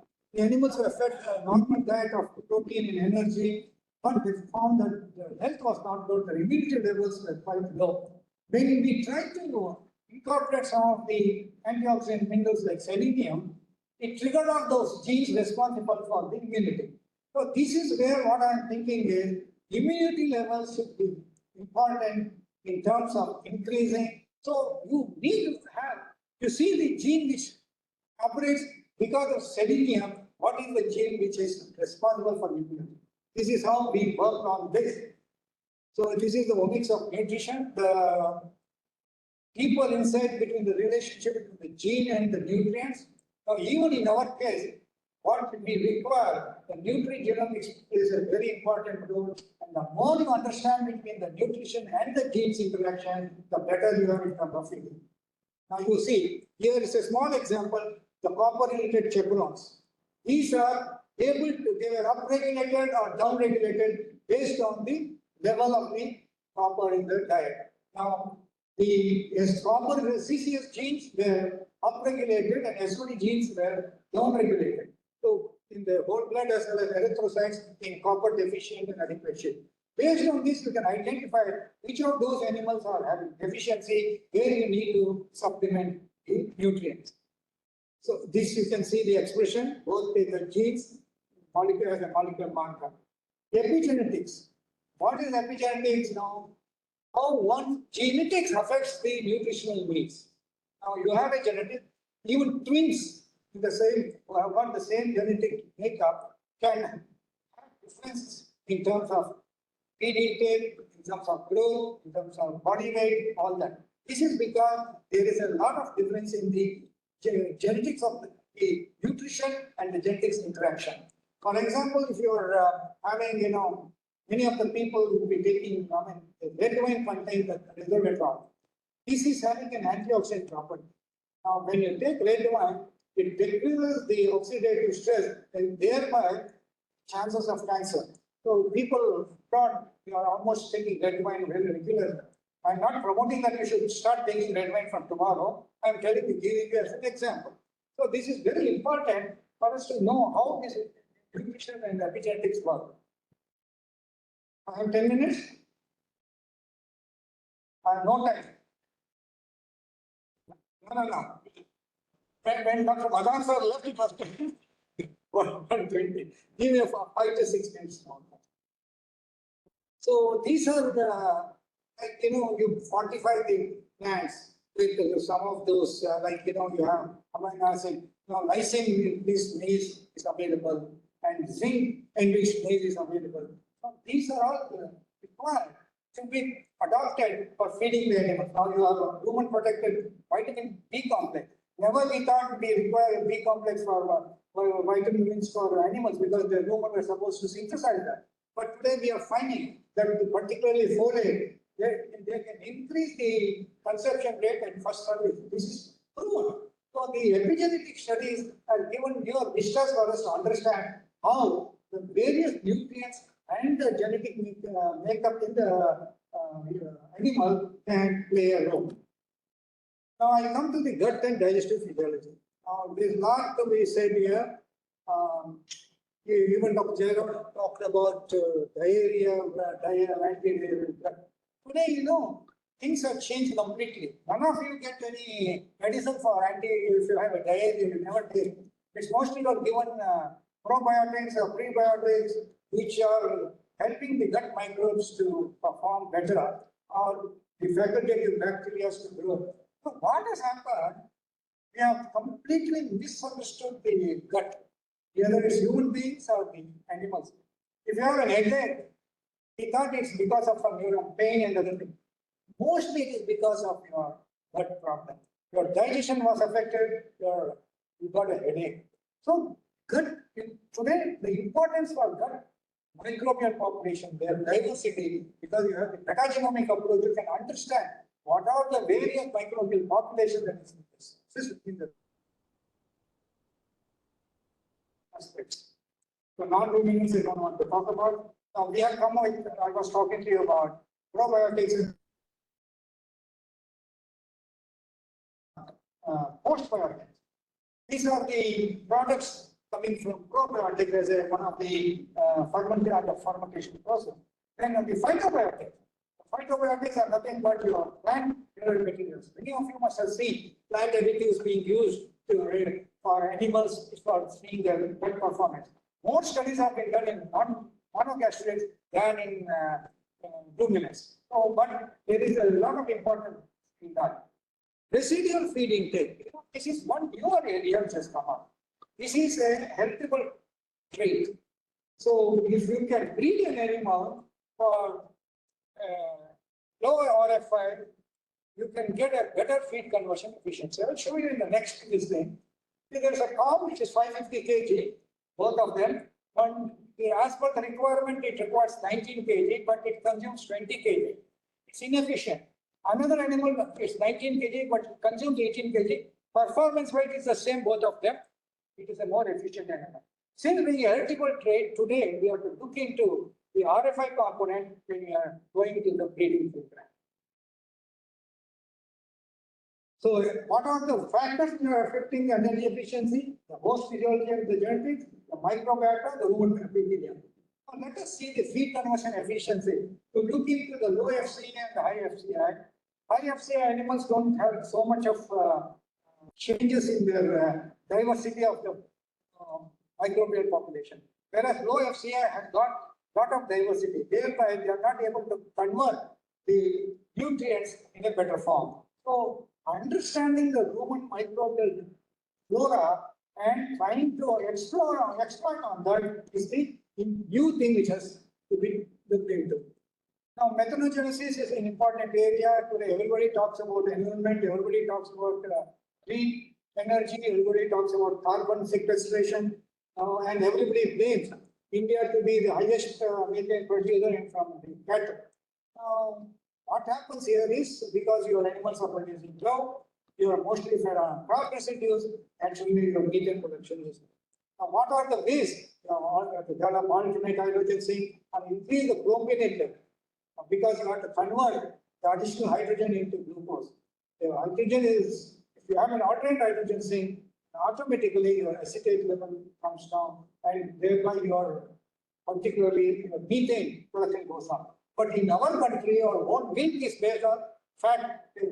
Costing of milk is done on fat, so we cannot totally replace acetate. So this is where you have to look into some of the hydrogen sinks which can change the pathway, but at the same time not reduce.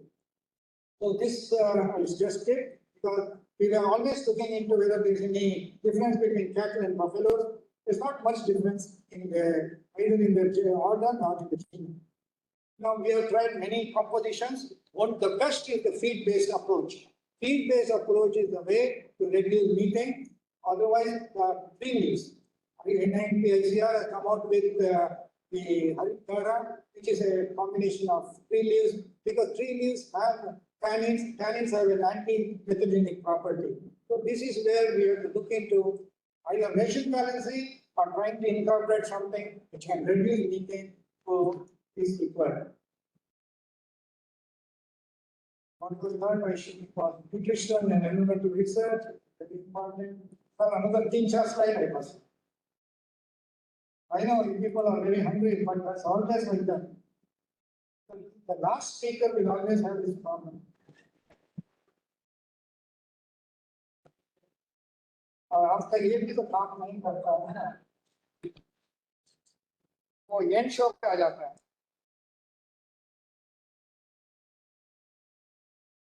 Into the environmental approach, we want to look into chelated minerals, because those chelated minerals will not be excreted. Excess minerals are excreted, so you are saving on the environment.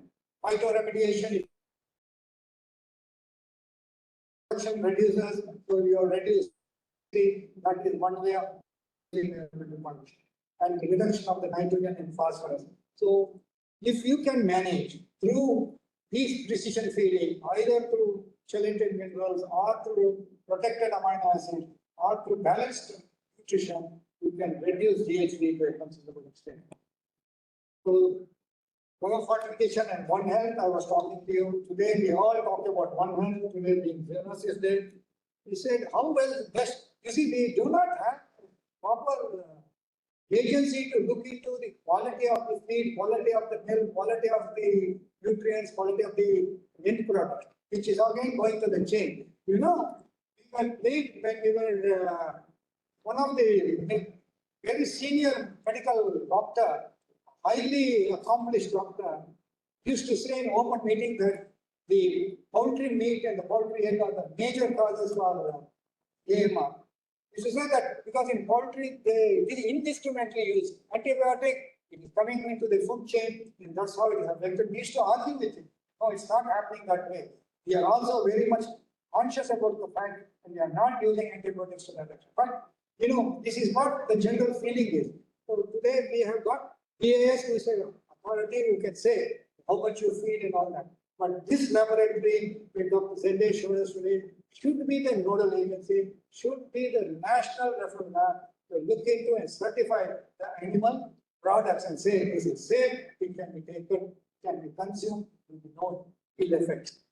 For take home message, you have to, the availability of requirement should be more precisely calibrated to look into what the alternate feeds we can look into.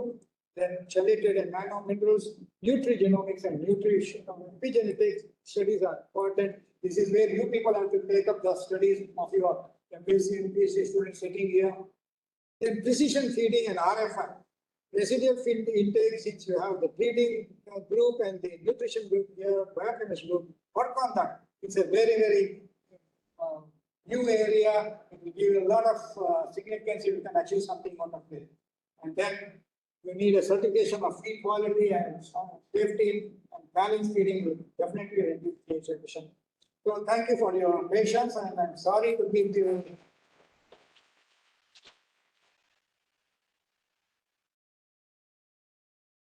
I know this class is not for my daughter. I finish this soon, and you are happy that I can go for lunch.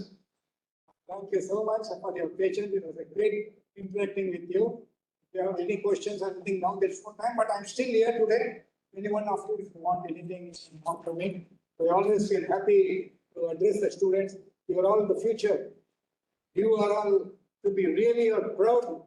You should feel yourself very, very fortunate enough to be associated with the college of Bombay Veterinary College, which is a unique college, which has got the distinction. So you are all part of this Bombay Veterinary College. You should feel proud, and I am proud that you are here. And some of the students went away, but it's always good to interact and understand. But next time, when some such talks are there, I find only few people having notebook in pen. I did the entire notes of what Dr. Jairaj said and Dr. Madan said. I made the notes, but I see many of you are not doing it because you cannot take everything in your mind. Some important points you should make. That's how the student life begins. Thank you very much once again.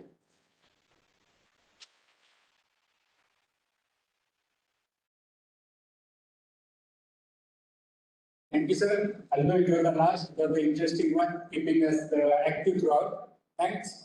And as a moderator, I thank all the three speakers, Dr. Bhushan Jaira, Dr. Madan sir, Dr. Prasad sir, and also I take this opportunity to thank the chairman of the session, Dr. Edi Sherikar sir, co-chairman, and of course, the rapporteur. I invite Dr. V. Shukla to formally propose the vote of thanks on behalf of the.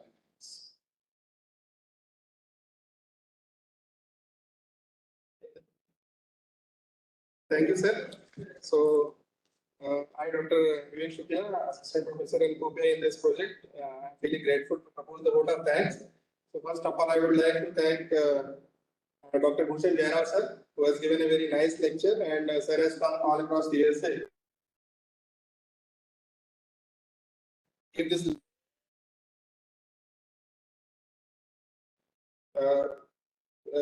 staff members of the MAPSU. Madan sir, who came here for delivering his lecture, and he has given a very nice lecture. Thank you, sir. Then our heartfelt thanks to Dr. C. R. Prasad sir for delivering the outstanding lecture on his topic. Then we would like to thank for this technical session. We would like to thank Dr. S.V. Padaya sir, DIND, for coming here. We would like to thank Dr. S.B. Bhanucha madam, who was the rapporteur for this program. We would like to thank our Honorable Vice Chancellor, Dr. Gadak sir, Honorable Dr. R.C. Agrawal sir, DDG ICR, and National Director Nahir. And we would like to thank Honorable Dr. Radha Agrawal madam, National Coordinator Nahir. And I would like to thank our Associate Dean, Dr. S.V. Gudwane madam, for his constant encouragement and support for organizing this program. I would like to thank Dr. Vaskar sir, Professor, Department of Veterinary Public Health, who was the moderator for this program. Then I would like to thank all the faculty members of the Mumbai Veterinary College, staff members, ministerial staff of the Associate Dean of the college for organizing this program. Then my heartfelt thanks to all the participants who are attending 10 days international training program and who are present here to attend this seminar also. I would like to thank all the students who had a lot of patience and who are here to attend this program. So thank you one and all. Thank you.